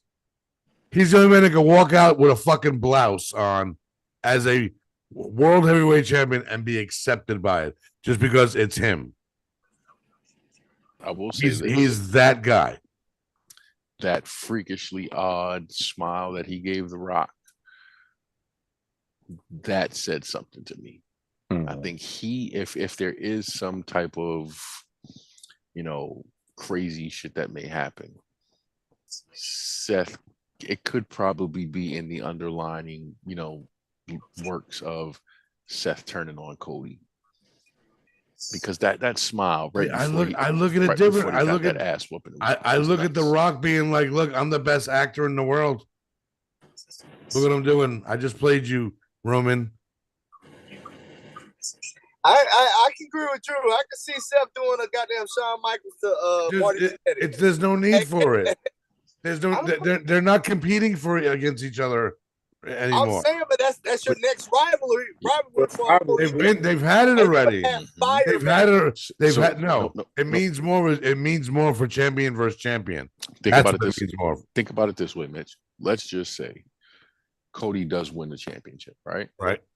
And he does, like, they have this little team up thing with him and Seth, right? Right. There's a tag team match. Let's just say, for the sake of argument, the Monday right after WrestleMania. Okay. Seth comes right out the gate, get into this big ass scuffle with The Rock and Roman. And then Seth decides, fuck Cody. Cody got what he wanted. Now it's time for me to get what I want. And like you said, it just re-sparks that flame again between them. Now he's the next runner up he's contending for that runner up to be the next big guy in WWE. Yeah. He'll have his single match with either Roman or The Rock, depending on who it is. And now he's like, I'm trying to be the big fish in the pond now. You got this because of me, Cody. I'm coming for it. The only reason I disagree is one person, and he's gone. He's going to be back sooner rather than later. CM Punk.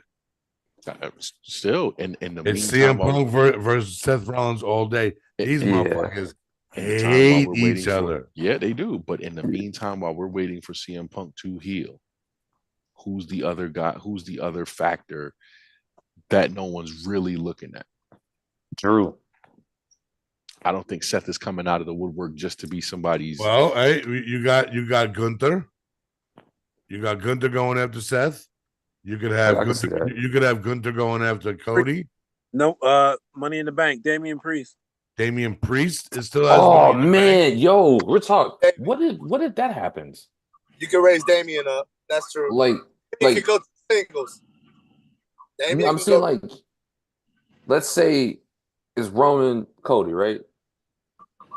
He cashes it in similar to what Seth did at WrestleMania 31. But instead of winning it, he loses it. And it also kind of gives them, like, all right, it kind of protects Cody still. And Cody's like, damn, again, somebody interfered again. That could be a way. I think I for some reason, I don't know why I'm thinking this, but I think that Damian Priest more interferes in the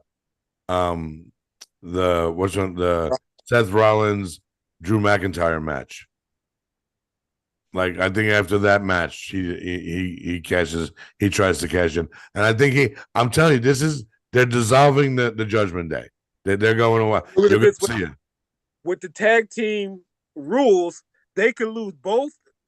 He could lose both belts, And then try to salvage his night by cashing in the bank.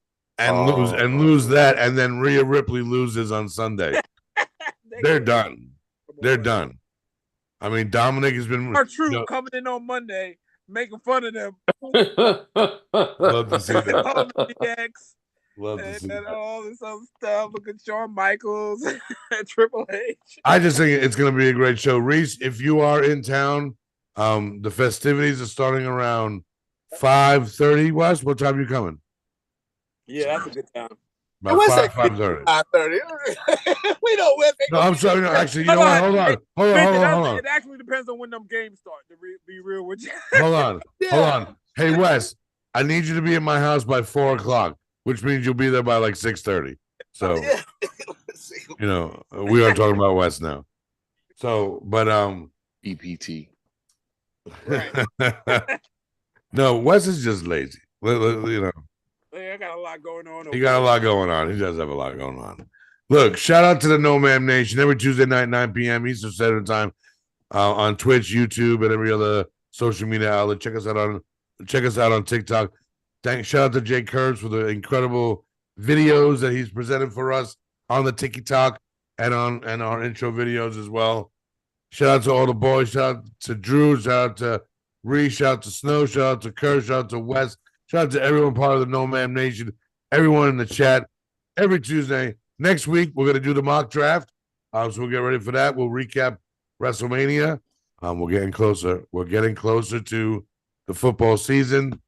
You know, that jump ahead. We got the draft coming up soon.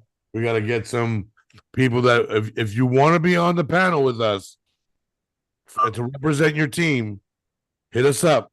NoMamFantasyFootball@gmail.com. Hit me up on TikTok, and we can make the stuff happen. So, from our family to yours, NoMam Nation, always and forever. Let's go. Am I blocking, schmamma, schmacking. And Marvel clears DC.